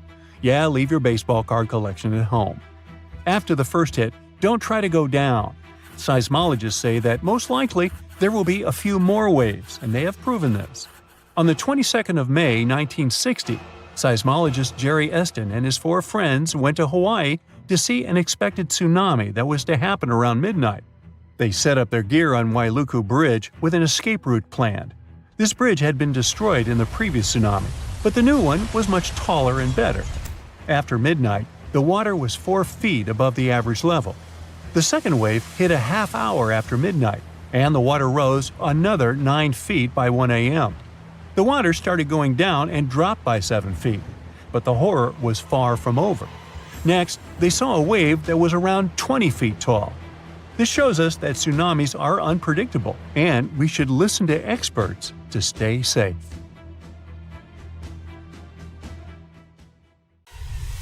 On January 26, 1700, one of the biggest earthquakes in history hit off the coast of the United States. It had a magnitude of 9, which puts it in the top 10 most powerful earthquakes ever recorded. This earthquake triggered a huge tsunami and changed the coastline all the way from southern British Columbia down to northern California forever. Back then, the area wasn't very populated, but thanks to some clever research, scientists figured out exactly what happened that day by looking at old geological records, tree rings, and even some history from Japan. On the same day as the earthquake, a massive tsunami also hit Japan's eastern coast. For a long time, no one connected the two, but in the 1980s and 90s, researchers realized the tsunami in Japan had been caused by the earthquake in the Pacific Northwest. They were also able to pinpoint the exact day, January 26, 1700. They even found old trees in coastal Washington that had all perished around the winter of 1700, which matched up perfectly with the timing of the earthquake. The earthquake came from the Cascadia subduction zone, a fault where the Juan de Fuca plate slides under the North American plate. This fault stretches about 700 miles, from northern Vancouver Island in British Columbia to Cape Mendocino in California. The pressure from the moving plates builds up over time, and eventually, another big, devastating earthquake will hit the same region. It's just a matter of time. By looking at the geological records, past tsunami deposits, and signs of land level changes, scientists can figure out how often these huge earthquakes happen. Emergency planners have been preparing for the next big quake, often calling it the big one. Scientists believe earthquakes in the Cascadia subduction zone happen every 200 to 1,000 years. And since the last major one was over 300 years ago, the Pacific Northwest is definitely due for another. When it happens, the earthquake is expected to be as big as the one from 1700. But this time, it'll affect around 15 million people. The devastation will be severe. Buildings will collapse, roads and runways will crack, and bridges will fall. Communication in and out of the area will be cut off. But the worst part? The earthquake will trigger a massive tsunami that might hit parts of the Washington coast in as little as 10 minutes. It's not a matter of if, but when the Cascadia subduction zone will break. When it happens, it will be the worst disaster the US has ever faced. Worse than the Hurricane Katrina or Superstorm Sandy. It'll impact an enormous area, stretching from southern British Columbia all the way down through Oregon to northern California. That means millions and millions of people will be affected. Fairchild is considered a backup staging area for handling the aftermath of the earthquake, with Grant County International Airport in Moses Lake being the main one. For those who will survive the initial quake and tsunami, the aftermath could be just as disastrous. Aftershocks will follow, and transportation will be a mess. Roads will be damaged or completely blocked, airports will shut down, and most of the main routes, like Interstate 5, will have bridges destroyed. This means food and water supplies will be cut off, and it will be incredibly difficult for help to get in or for people to escape. Gas pipelines will most likely be damaged too, and restoring them could take anywhere from a few days inland to weeks or even months along the coast. Power outages will be widespread within 100 miles of the coast throughout the entire Pacific Northwest. And water could be out for 3 to 7 months. Even telecommunications will be down for 2 to 3 months across the Pacific Northwest, Alaska, and even parts of East Asia. The good news for eastern Washington is that it will mostly avoid the worst of it, thanks to natural barriers between the west and east sides of the state. The tsunami may hit the Columbia River Gorge, but it will lose energy quickly because of a sandbar under the river. The Cascade Mountains will absorb much of the earthquake's impact, so the east side won't feel it as strongly. And since eastern Washington won't get hit as hard, it'll be up to them to handle the aftermath of the quake. That means helping western Washington, taking in refugees from the areas that got destroyed, and delivering supplies to where they're needed. Scientists have looked at other major 8.0 to 9.0 magnitude earthquakes like the ones in Chile in 1960, Alaska in 1964, and Sumatra in 2004, and Japan in 2011. These kinds of quakes can shake the ground for anywhere between 6 to 10 minutes, and that's a long time for the ground to be shaking. Such quakes are super intense because they happen close to Earth's surface, so it's not just a quick shake, it's a long, strong one that can cause a lot of damage. If the Cascadia earthquake and tsunami were to hit tomorrow, over 13,800 people could lose their lives, and about 107,000 people could be injured. The economic toll in Washington, Oregon, and California could top $70 billion. To put that into perspective, we can compare these numbers with some other major earthquakes. In Chile's 1960 earthquake, about 1,650 people lost their lives. The 1964 Alaska quake resulted in around 140 lives lost. The 2004 Sumatra earthquake and tsunami took the lives of an estimated 280,000 people.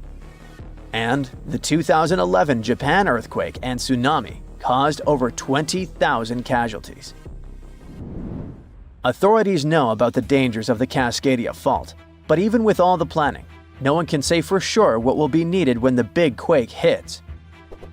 Right after the earthquake and tsunami, the areas outside the immediate disaster zone won't be able to help much because roads and airports will be destroyed, and resources will be limited. How can we deal with this kind of disaster and its effects? We don't have all the answers yet. Right now, let's focus on the Cascadia subduction zone. It's a huge fault line that stretches about 620 miles from Vancouver Island to Cape Mendocino in California, sitting about 93 miles off the coast. It's like one tectonic plate is slowly sliding under another. When the plates are close to the surface, about 18 miles deep or less, they get stuck because of friction, kind of like pushing two rocks together. Over time, this creates a lot of pressure. When the pressure finally becomes too much, the plates slip, causing a massive earthquake. This is called a megathrust earthquake, and it can be huge. Below the area where the plates are stuck, there's a zone where the plates move really slowly. We're talking about just a few inches every few months. This slow movement helps to release some of the pressure, but it also builds up more pressure on the parts of the fault that are still stuck. This means that over time, it increases the chances of a huge earthquake happening. These massive quakes, called Great Subduction Zone earthquakes, can be stronger than magnitude 8.5. Megathrust earthquakes are the biggest earthquakes that happen. They can go over a magnitude of 9.0, which is insanely powerful. Just to put it in perspective, a magnitude 9.0 earthquake releases 1,000 times more energy than a 7.0 and a million times more energy than a 5.0. These earthquakes happen when a lot of pressure builds up in a part of the fault that's locked, which means the plate can't move past each other. When that pressure gets too high, the fault finally ruptures, releasing all that built-up energy in one massive shake. The Cascadia subduction zone is super long. That's why if it were to rupture all at once, it could produce a large earthquake. Scientists have studied this region and found that about 18 miles below the surface, the fault is completely locked. The plates there aren't sliding past each other. But deeper down, the plates start to slide more smoothly, causing less friction. This is important because it tells us how much stress is building up in that locked zone, and how it could eventually lead to a major earthquake. Around 2,500 years ago, an earthquake completely changed the course of one of the largest and most famous rivers on the planet, the Ganges. Now, it's normal for rivers not to sit in one place, so if you live next to one, it could also just disappear without a trace or flood the whole city one day. In the case of the Ganges River, a supermassive earthquake became the reason for this dramatic change. Scientists say it might happen again, and it would be a huge problem for millions of people who depend on this river. The Ganges River starts as small streams in the Himalayas and travels a long way, over 1,500 miles.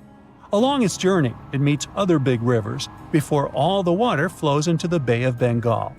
The Ganges has the largest delta in the world among all rivers. Just like many other rivers in the region, it slowly changes its path over time. These changes, if they happen when a river wears away its banks, usually takes a long time, sometimes decades. Scientists have discovered that the Ganges-Brahmaputra river system has shifted several times over the last 6,000 years. When they looked at satellite images of the Ganges Delta, they noticed something interesting. There was a crescent-shaped dip in the ground about 28 miles away from where the river is flowing now. This depression was over 1 mile wide and stretched for many miles. They thought it might have been an old main channel of the Ganges River a long time ago. In 2018, the team decided to visit the area to check it out for themselves and take samples to learn more about it. While driving back home, they noticed a pit where someone was digging dirt to create a pond. The next day, they planned to fill it with water, but the researchers spotted something strange in the dirt. There were vertical bands of light-colored sand mixed into the darker mud. These special layers are clues from the past. They show that an ancient earthquake made sand and water shoot up from below the ground and created sand volcanoes that were trapped in time. The scientists studied the sand and mud and figured out that these earthquakes happened around 2,500 years ago and were strong, with magnitudes of 7 to 8. The epicenter was over 110 miles away from the main stem of the river, but it was powerful enough to displace it. It could have affected around 140 million people. The Ganges-Brahmaputra system is close to spots where Earth's tectonic plates meet, so earthquakes happen here often. There's no danger right now, but scientists think that another massive earthquake could happen in the next few hundred or thousand years. It could threaten up to 170 million people. That's about half the population of the U.S. No one can predict exactly when an earthquake will happen or how strong it will be. Learning how earthquakes in the past moved rivers helps scientists figure out patterns and make guesses about similar events in the future. This knowledge could help us prepare better and create safety plans before another big earthquake strikes. Now, the Ganges isn't the only river at risk.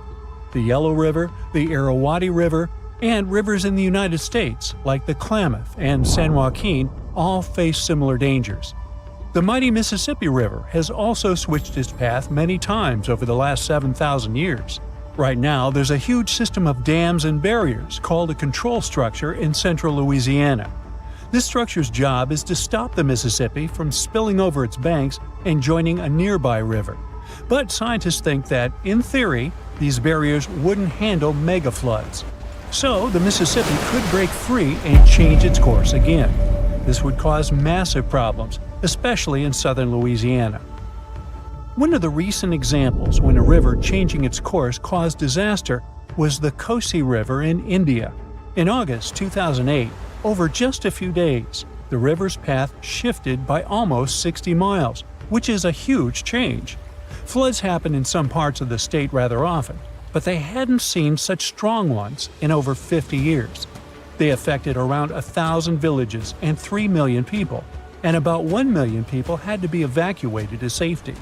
Since many of these people hadn't faced floods in so long, they weren't ready to handle it quickly. It caused even more damage to their homes and lives. Scientists have been trying for decades to figure out what exactly makes rivers suddenly change their course. A new study explains that two things work together to make a river to do it.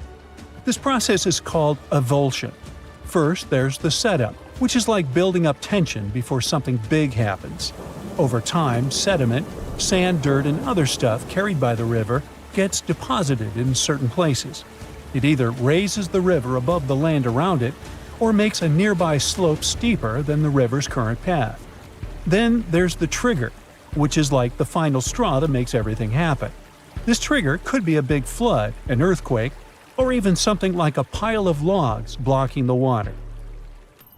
Now, researchers looked at satellite images of about 170 cases of avulsion from the past 50 years. They noticed these events happen most often near river mouths and near mountains. Rivers were about 3 times more likely to change course in these places than in the areas between them. They also studied 58 river channels in detail, using super clear maps to measure super elevation. That's how high the river is compared to the land around it. They also measured slope advantage. That's how steep a new path might be compared to the river's current one. They found that near mountains, rivers often pile up so much sediment that they become super elevated and spill over. But near river mouths, like in deltas, rivers need a steep slope advantage to break through the mud and form a new path.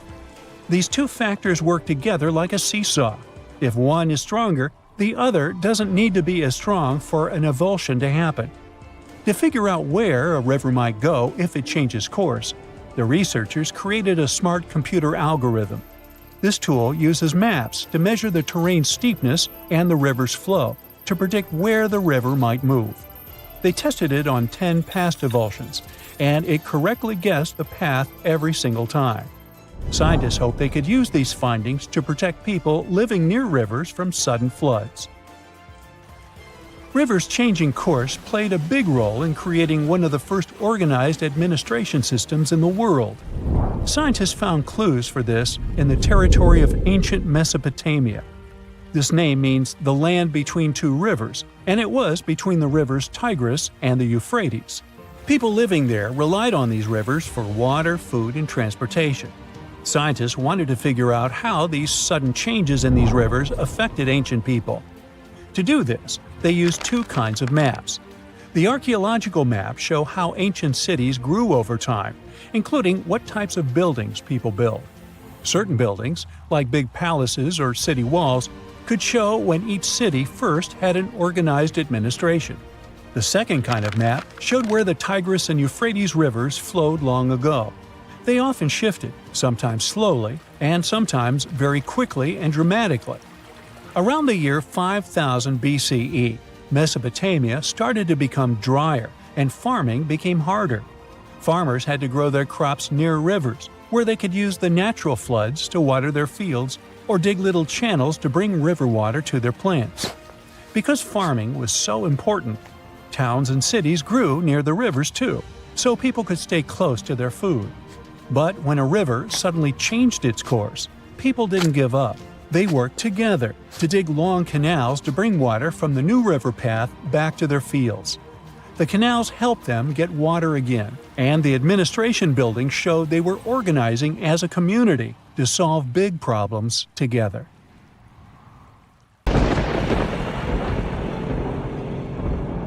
For hundreds of years, people in the US have reported hearing strange, loud booms. These mysterious sounds are called skyquakes. And yep, it's a real thing. If you've ever heard a loud, distant booming noise that definitely wasn't a thunderstorm or a car engine backfire, congrats, it looks like you've experienced a skyquake yourself. People report them all around the globe, from the US to India and Japan. They go under different names, and we still don't know why exactly they happen. Sometimes these booms come together with earthquakes. People heard them during the New Madrid earthquakes in the early 19th century and up until January 2020. Those who've experienced them describe skyquakes as a rushing or rolling noise. Famous American writer James Fenimore Cooper described it more poetically as the lake speaking to the surrounding hills, which send back the echoes of its voice in accurate reply. Sometimes these mysterious booms happen in cold weather instead of during earthquakes.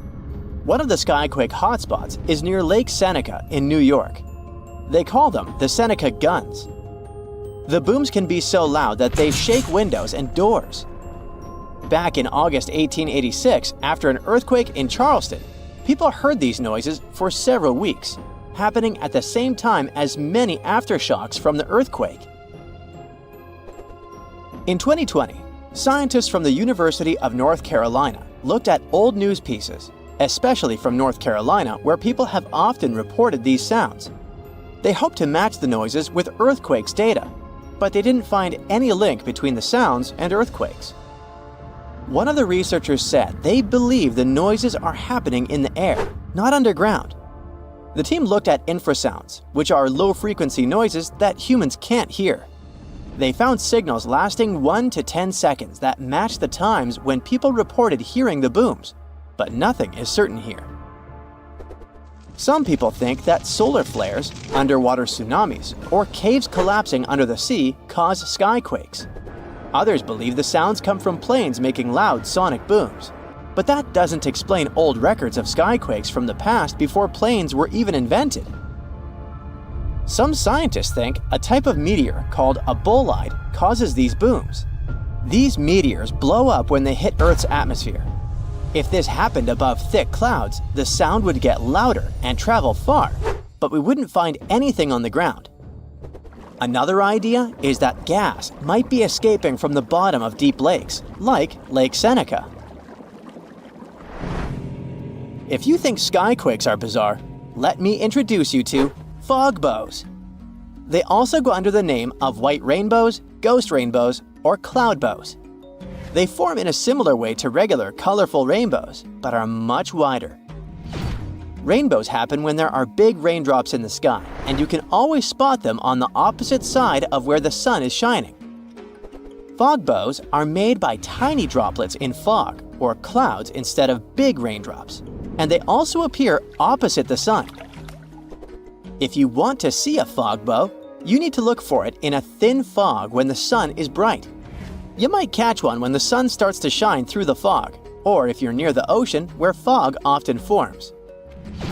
Because the water droplets in fog are so tiny, fog bows don't have bright colors like rainbows. They might even look all white, or just have faint colors. Some fog bows are hard to see at first because they blend into the mist, but once you spot them, they're easy to recognize.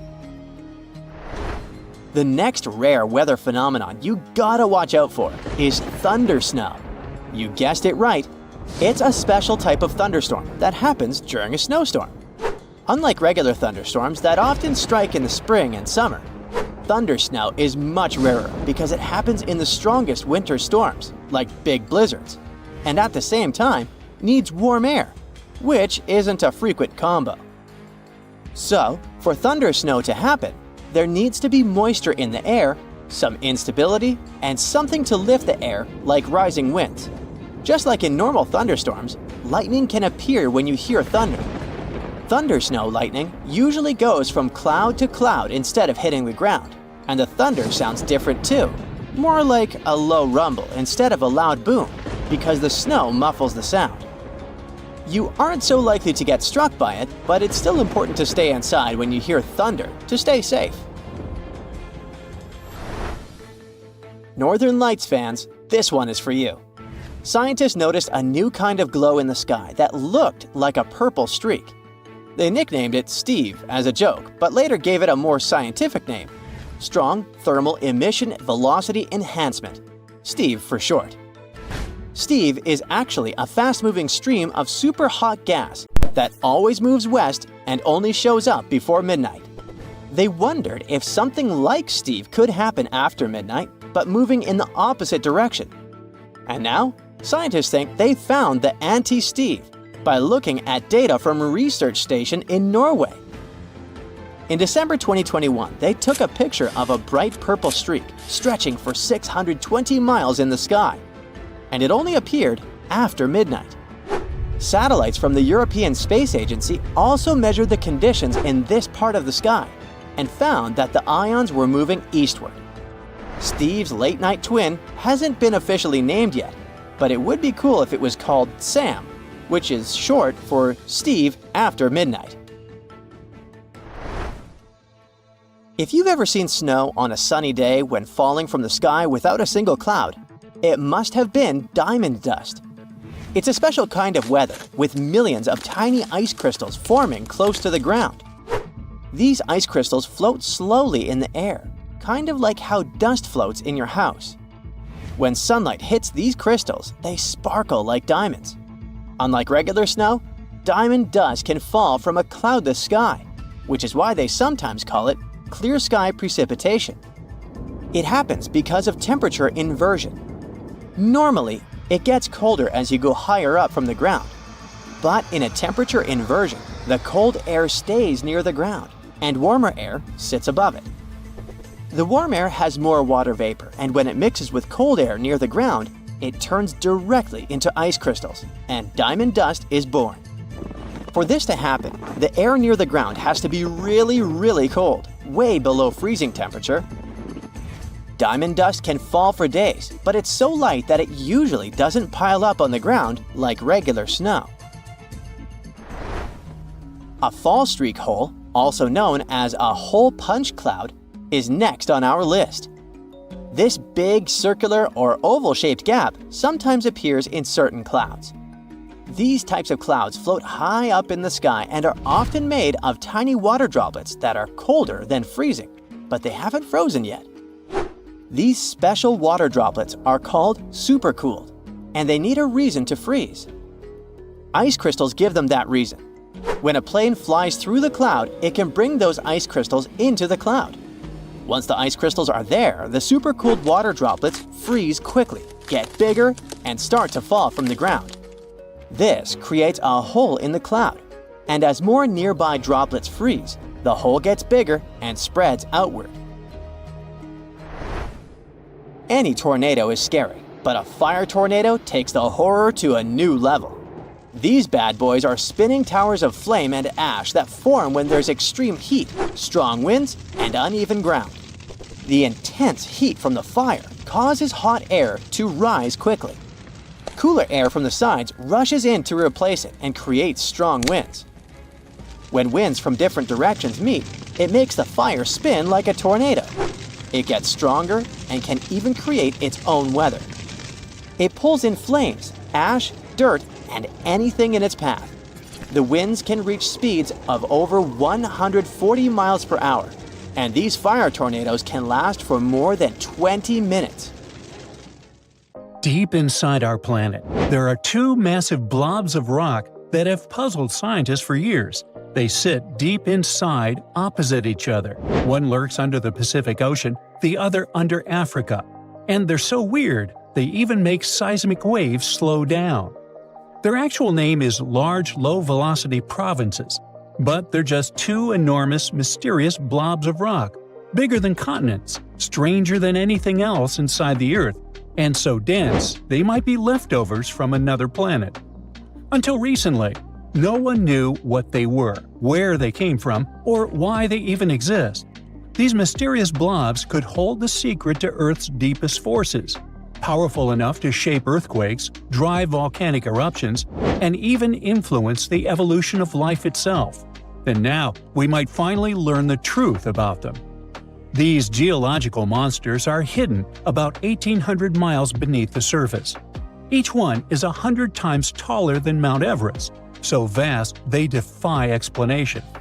Now, at first, scientists thought these were primordial remnants from Earth's early days. Maybe something giant smashed into Earth about 4.5 billion years ago, and this impact formed both the Moon and these blobs. Scientists believe it could have been a planet named Theia, a Mars-sized planet that existed somewhere around the asteroid belt and slammed into Earth back in the day. Others believe it could be something much more familiar, old chunks of Earth's crust. Perhaps they got pushed deep into the mantle by the movement of tectonic plates. And now, a new study shows that these blobs are massive piles of oceanic crust that have been sinking into the Earth for billions of years. They could have formed from the stuff that sinks into Earth when tectonic plates collide. Over 1 billion years, pieces of ocean crust could have been swallowed by the mantle. Eventually, they collected into 2 massive regions deep inside the planet. But even though both blobs form the same way, they aren't identical. There's this place called the Pacific Ring of Fire, a giant loop of volcanoes and earthquake zones around the Pacific Ocean. Well, the Pacific blob doesn't just stop growing and changing because it's constantly being fed fresh rock from that place. Tectonic plates crash into each other, and one plate sinks beneath another, pushing old ocean crust deep into the Earth. Since this keeps happening, the Pacific blob is heavier, denser, and more active than its twin under Africa. It's like a giant hot rock factory, constantly getting new material and reshaping itself over time. The African blob is much older and quieter than the one under the Pacific. It doesn't get fresh rock pushed into it as often. That's why, over time, it has blended more with the surrounding mantle. Since it's less dense, it behaves differently. It rises higher into the Earth's mantle, stretching 340 miles closer to the surface. And that might be why Africa has so many powerful volcanoes and rift valleys today. The biggest question is, how do they keep evolving? Scientists think that huge columns of hot rock, called mantle plumes, might be pushing up from deep inside the Earth, helping to drive the movement of tectonic plates in the Pacific. If they're right, then these giant underground blobs aren't just sitting there. They're almost alive in a way. They'd be constantly changing and shaping the surface of our planet. But why do they even matter? Because these weird underground structures may be shaping Earth's surface in ways we don't fully understand yet. You see, first, they might influence Earth's magnetic field. That's because they affect how heat moves through the mantle and core. They might also hold clues about the history of plate tectonics. Studying them could help us figure out when subduction began on Earth, whether it was over 4 billion years ago or much more recently. These guys might also be secret puppet masters behind volcanic activity. There's a theory that blazing hot rock from deep inside the Earth, the same kind that creates volcanic hotspots, might be rising straight from the giant blobs in the mantle. Some of the biggest volcanoes on Earth, including those in Hawaii, Iceland, and Yellowstone, sit directly above the suspected rising plumes from these blobs. If these blobs are fueling these volcanoes, then they could be responsible for shaping Earth's continents, climate, and even mass extinctions throughout history. And well, that's horrifying. That would mean that these giant structures might burst through Earth's crust one day, unleashing catastrophic supervolcanic eruptions, and these eruptions would last for millions of years. Beneath the Earth's surface also lies monsters unlike anything else on this planet – supervolcanoes. They're so massive, so destructive, and so rare that no human has ever witnessed one erupt. A regular volcanic eruption can be terrifying. Lava spewing into the sky, ash choking the air, entire cities buried under fire and stone. But a supervolcano? Well, that's something else entirely. A supervolcano isn't just big, it's a category of its own. Their eruptions rip apart the Earth itself, creating massive craters called calderas. Some of them are over 30 miles wide. A regular volcanic eruption might spew out a few cubic miles of lava and ash. A supervolcano unleashes more than 240 cubic miles of material. That's enough to bury an entire continent in ash. An eruption like this would be newsworthy, to say the least. First, a wall of fire would blow up into the sky. Ash would block out the sun for years, dropping global temperatures. Entire countries could be buried under meters of ash, making farming impossible. Famine, extreme cold, and toxic air could wipe out entire civilizations. It wouldn't just be a local disaster, it would be global. In fact, two of the worst mass extinctions in Earth's history, where almost all life was wiped out, might have been caused by supervolcanoes, not asteroids. The biggest and most horrifying one was at the end of the Permian period. Literally, about 90% of all marine species and 70% of land species went poof. Scientists have counted about 20 supervolcanoes on Earth today. The most famous ones are Yellowstone in the US, Toba in Indonesia, and Topao in New Zealand. Now, the last time Yellowstone erupted was roughly 2 million years ago. It released almost 590 cubic miles of material, enough to bury a city like New York. That was just one of 3 Yellowstone supereruptions. The most recent supervolcano to erupt was Topao in New Zealand. This happened about 26,500 years ago. But supervolcanoes don't just destroy, they reshape the entire planet. About 74,000 years ago, the Toba supervolcano erupted in Indonesia. Some scientists believe it triggered a volcanic winter that lasted an entire decade. There are also theories that suggest that this eruption nearly wiped out early humans. It reduced their numbers to just a few thousand survivors, although that's just speculation. Either way, we know for sure that supervolcano eruptions have changed the course of history. So, how do we prepare for them if this could happen at any moment? Well, scientists monitor volcanoes constantly, looking for warning signs. It could be stuff like rising magma, ground swelling, earthquakes beneath a volcano, changes in gas emissions, and so on. The problem is that while we can predict short-term eruptions, the long-term ones are still a mystery. Yellowstone last erupted 630,000 years ago. It's literally overdue for another eruption already. But volcanoes don't work like clocks. Just because one erupted in the past doesn't mean it will definitely go wild again, and the time between eruptions could be random. Scientists think Yellowstone could erupt again, but it might be just a small lava flow instead of a super eruption. Are we ready for a super eruption if it happens? Probably not. Scientists say we're more prepared for an asteroid strike than a supervolcano eruption.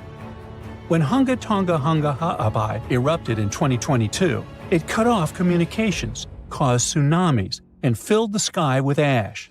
And that was only a magnitude 5 eruption. A supervolcano would be orders of magnitude worse. So, good luck sleeping at night knowing these guys will erupt again. Maybe tomorrow, maybe in 100,000 years. Nah, don't lose sleep over it. If you had landed on Earth a really long time ago, about 1.5 billion years in the past, you wouldn't have recognized our planet. At that time, all the land was stuck together in one giant supercontinent called Nuna, which was surrounded by an endless ocean. But if you had stuck around, you'd have witnessed a planetary-scale disaster, Nuna falling apart. But the most amazing thing is that apparently, when Nuna started breaking apart, it kicked off changes that made Earth a much better place for life.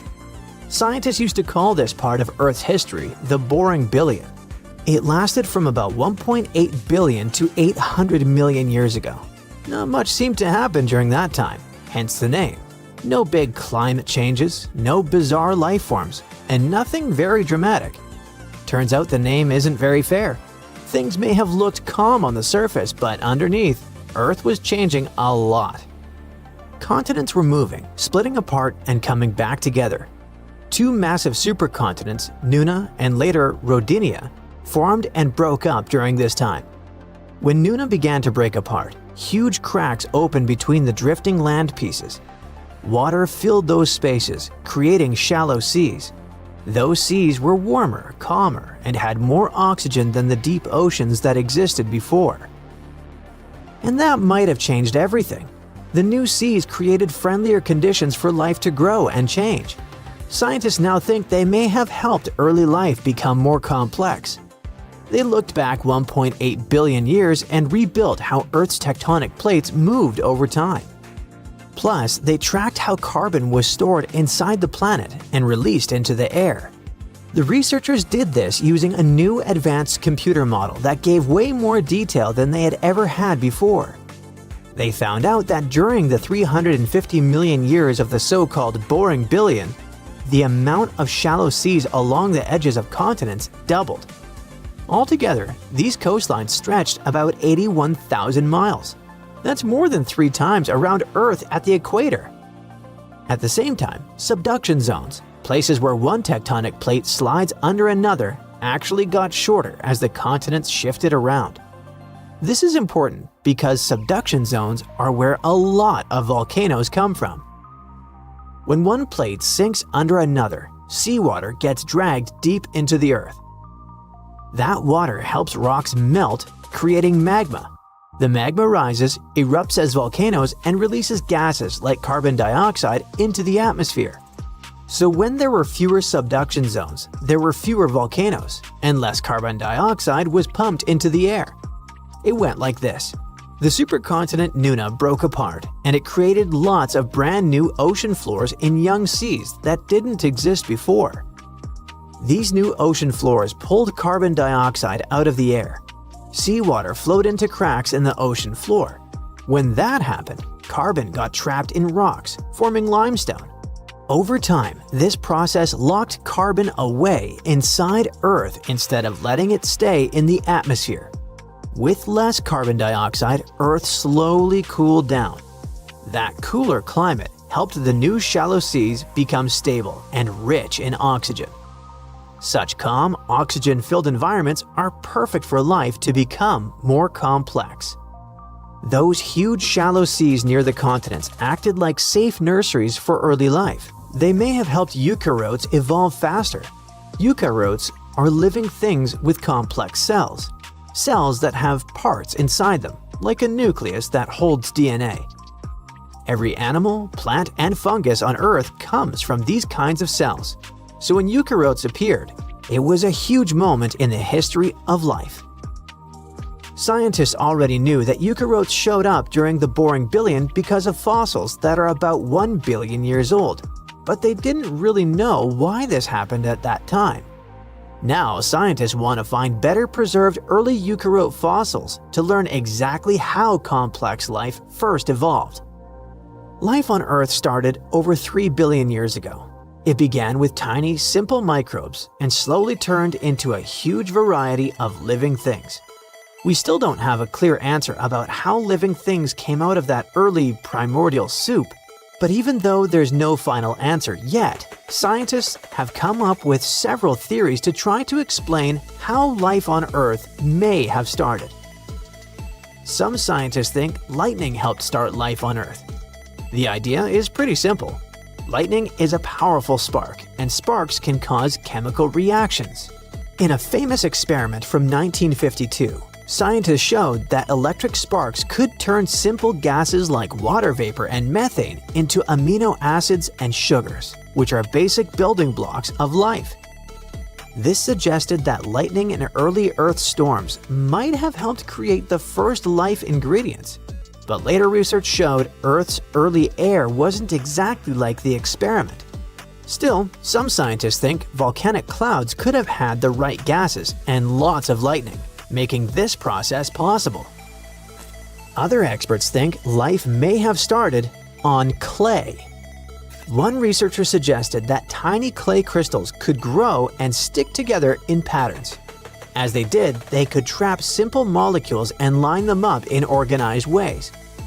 Think of clay as a kind of early organizer. Today, DNA tells molecules how to line up and work together.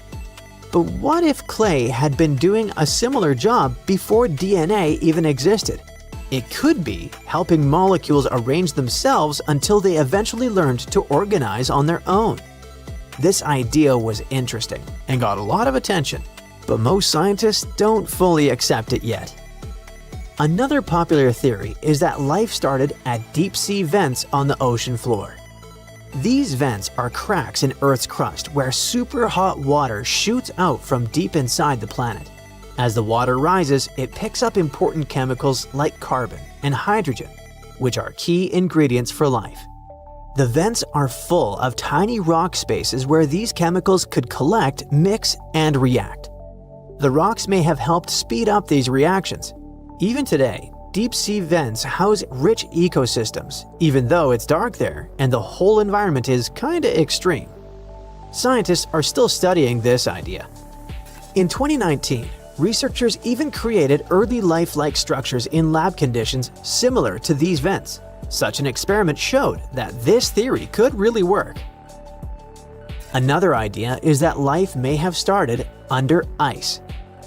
Scientists believe Earth's oceans might have been covered in ice around 3 billion years ago. Sounds pretty severe, right? But the cold may have actually helped life get started. Many of the chemical building blocks of life, like simple amino acids, are more stable at low temperatures.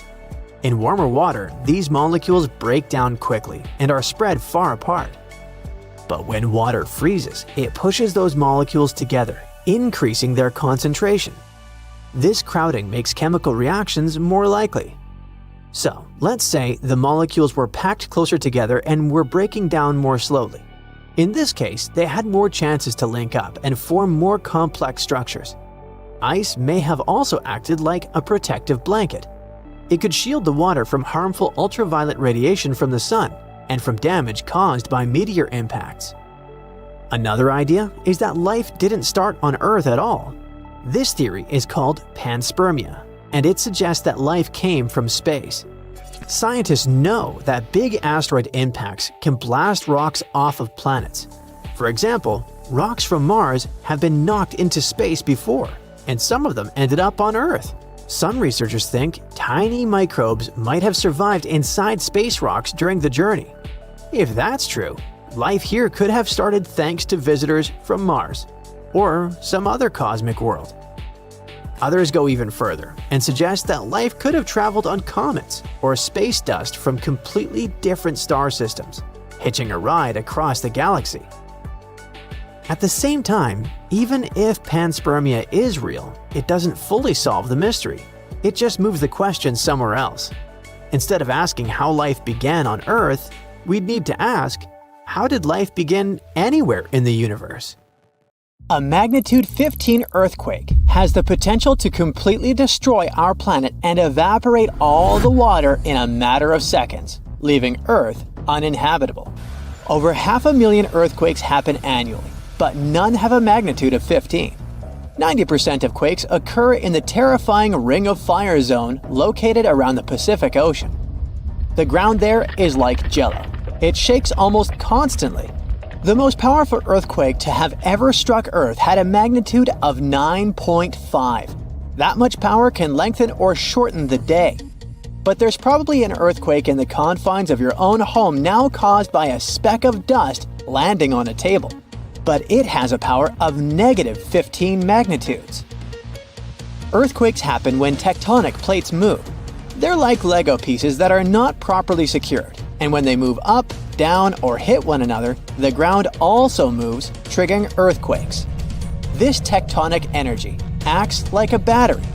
It stores energy for a long time, up to 500 years. When this stored energy is released in a sudden burst, the consequences are horrifying.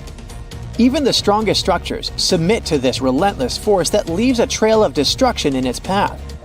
In some instances, earthquakes can even trigger tsunamis, amplifying the chaos. Such a crazy amount of power can split the ground open and cause severe damage. The strength of an earthquake is measured by the Richter scale, but now it's being replaced by the moment magnitude scale. When there's an earthquake, we hear about how strong it is. It's usually from 1 to 10. Luckily, we haven't had a Richter scale earthquake yet. The most powerful earthquake to have ever happened in modern history occurred in Chile in the 60s. It was around 9.5 on the Richter scale, and it altered Earth's rotation and messed up the length of the day by around 2 milliseconds. It also triggered a massive tsunami and affected a vast area of 155,000 square miles. The Richter scale doesn't actually have a limit. Still, anything above 25 doesn't need measuring, because if that ever happened, we would simply turn into dust, and nobody would care to measure this disaster. As we said, the strongest earthquake had a magnitude of 9.5. If this magnitude had been just 0.5 stronger, it would have created a ruptured line 2,174 miles long. That is almost 7 times the size of Wyoming. A magnitude 11 earthquake would create a crack halfway around the world. Massive tsunamis would hit coastal areas, destroying everything, and Earth would get into a massive environmental crisis. If you love hiking, you would have new mountains to explore, created by the terrifying earthquake. Even the temperature would increase because of volcanic eruptions and the resulting greenhouse gases. It would turn our planet into a hot oven. The safest places would be far away from any buildings, seas, oceans, and mountains where there would be a low chance of a landslide. Countries unprepared for earthquakes would be totally destroyed, and cities would turn into piles of rubble and dust.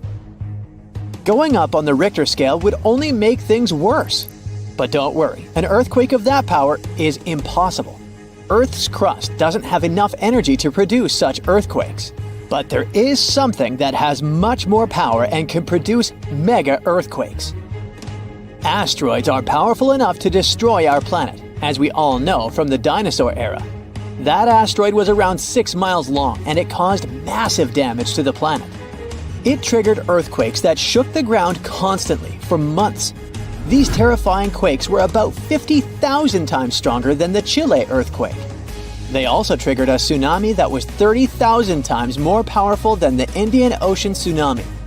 And the latter was one of the most devastating tsunamis to have ever struck Earth. The earthquakes caused by the asteroid had a magnitude of 11, making it the most powerful and scariest natural disaster ever. And let's hope it stays that way. The Indian Ocean tsunami affected only certain areas of the world. Meanwhile, the asteroid tsunami affected every part of the world and had 33-foot-tall waves. Even if you had traveled to the most remote place on Earth, you wouldn't have been able to hide from this Grim Reaper. A 15-magnitude earthquake wouldn't be 15% stronger than the Chile earthquake. The scale doesn't work like that. It would be around 100 million times more powerful than a 9.5 magnitude quake. It could make all the water on Earth evaporate, leaving us devastated and without any H2O to survive. All ecosystems would collapse. All food chains would be broken. And only some super strong bacteria would probably survive the impossible. That is only a fraction of the frightening things that could happen. The ocean is like the AC for our planet. Without it, Earth would be super hot. The ocean also serves as a shield from the sun's powerful rays. It acts as a heat absorber and cools Earth. Scientists think that the most dangerous thing would be the inability of Earth's crust to survive the violent shakes of the 15-magnitude earthquake. If our planet miraculously survived and didn't turn into dust, there would be massive openings in its crust. The ground would become gelatinous. It would randomly move up, down, left, and right, and no building would survive that. Our civilization would be brought back to the Stonehenge era. Tectonic movements like this are devastating. A similar thing happened in Japan when tectonic plates moved 165 feet from each other and then snapped back together, creating a 9-magnitude earthquake. No place on Earth is immune to this bone-chilling natural phenomenon. Still, certain places have higher chances of being destroyed than others, like the Ring of Fire, where 90% of earthquakes happen. This is a place where earthquakes are almost everyday occurrences. The Ring of Fire is located in the Pacific Ocean. It forms a ring around the continents that surround the Pacific. There, several tectonic plates meet, creating highly unstable ground. To make the problem much more terrifying, 75% of active volcanoes are located in this area.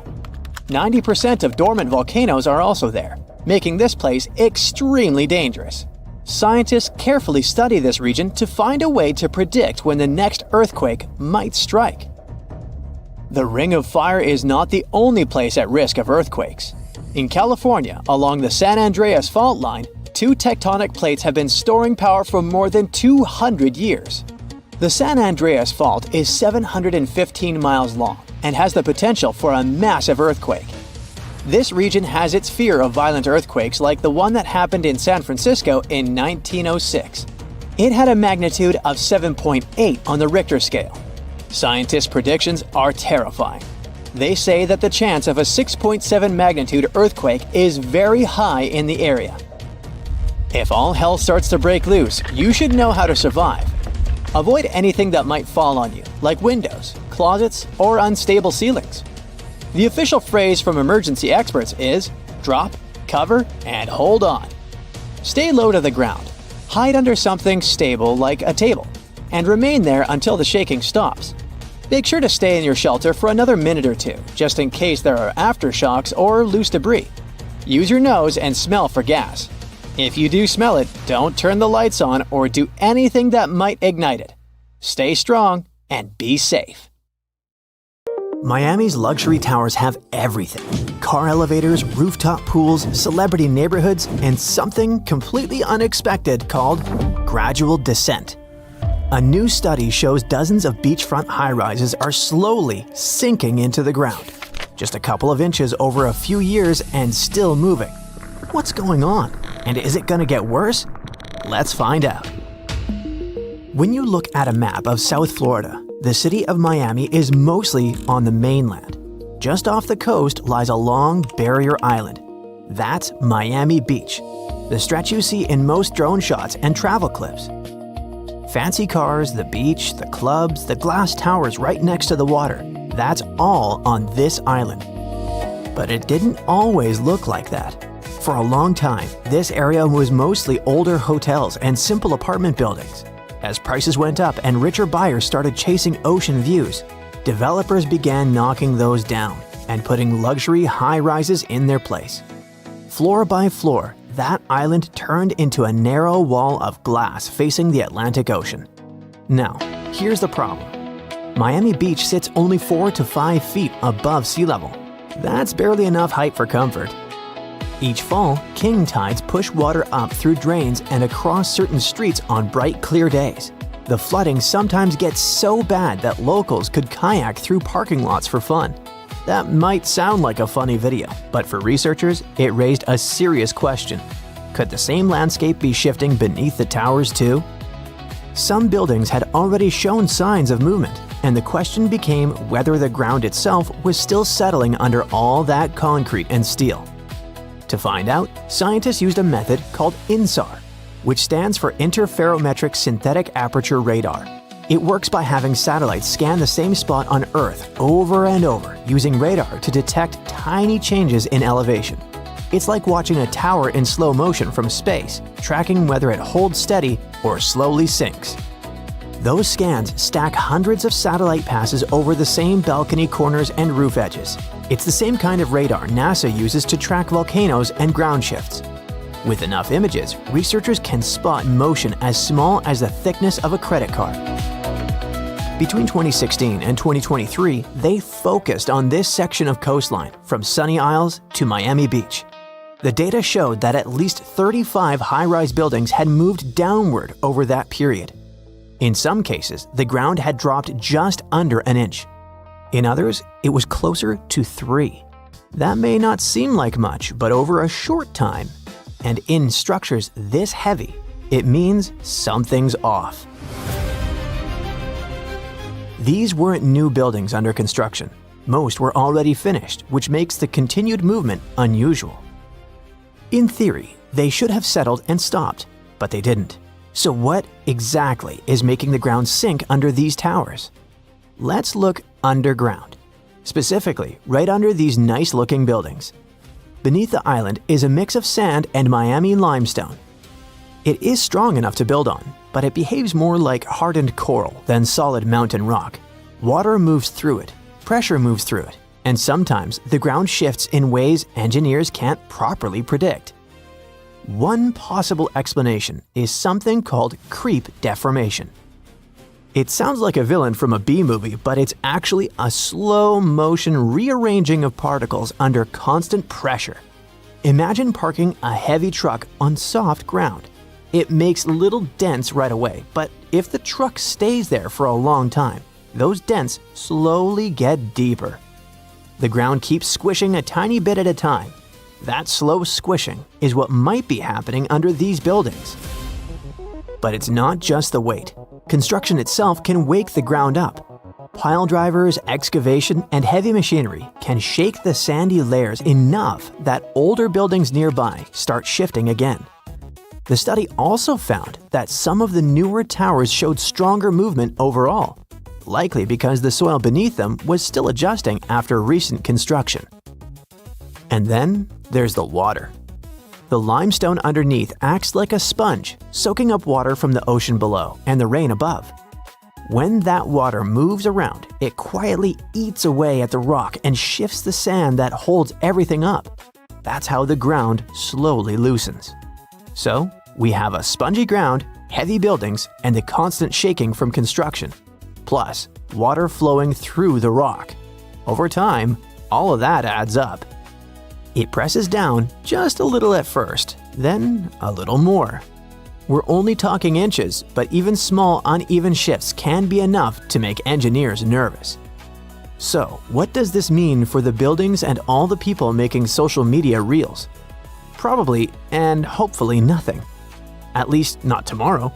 We're still far away from disaster movie scenarios. Structures won't topple over. There won't be sudden sinkholes swallowing cars. It's not how it works. But this problem does raise some eyebrows, especially after what happened just a few miles north in Surfside. In 2021, the Champlain Towers south partially collapsed. It was a huge tragedy that Miami will remember forever. That disaster didn't happen just because the ground moved. Issues kept piling up slowly over the years. Engineers discovered cracks, rust, and bad drainage. The building was falling apart from all sides, and then it was too late to do anything about it. But since then, the city has been paying more attention. Engineers are reassessing older buildings near the coast, and local officials are pushing for stricter inspections. The radar data doesn't mean a building is unsafe, but it can be an early warning. A signal that something deserves a closer look. For residents, though, there's a catch. Right now, there's no rule that says developers or building managers have to monitor ground movement with satellite scans. The study didn't involve teams going inside or taking core samples. It was just a space-based scan from above. If you zoom out from the sinking tower drama and look at that long strip of land, it's already one of the weirdest pieces of real estate on the planet. A good portion of the Miami lifestyle is literally fake land. Star Island, Palm, Hibiscus, the Venetian Chain, and a bunch of other spots started as sand at the bottom of Biscayne Bay. The bay was dredged in the 1920s. The sand was piled into islands, and developers turned those piles into celebrity neighborhoods where houses now cost tens of millions of dollars. Some of the richest people on Earth treat this area like their private game board. Fissure Island, just off South Beach, currently has the most expensive zip code in the United States, with a median listing price in the 8-figure range. A bit farther up sits Indian Creek, known as the Billionaire Bunker. It has only 41 houses, its own police force, and neighbors like Jeff Bezos and Tom Brady. One empty 1.8-acre lot there was recently listed for around $200 million, just for the dirt and the view. And all of this floats along the edge of Biscayne Bay, next to an actual national park full of beautiful marine creatures like dolphins, manatees, and sea turtles. More than 100 bottlenose dolphins live in and around the bay year-round, racing past boat docks and tall condos, like they're extras in someone else's movie. So, what happens next? Engineers keep scanning, inspectors keep checking, and everyone online keeps posting drone shots like nothing odd is happening under their feet. That's Miami, a strange blend of glamour and physics that never quite behaves. It's not a crisis, it's a maintenance routine. As long as the people in charge pay attention to quieter signals like slow dips in elevation or small structural changes, the skyline should hold. Maybe it settles a bit. Maybe it stretches and groans. Now that engineers and scientists are aware of this issue, they can prepare and propose solutions. Until then, the towers will still be up and the bay will still shine bright. The whole city will keep drifting in its own style.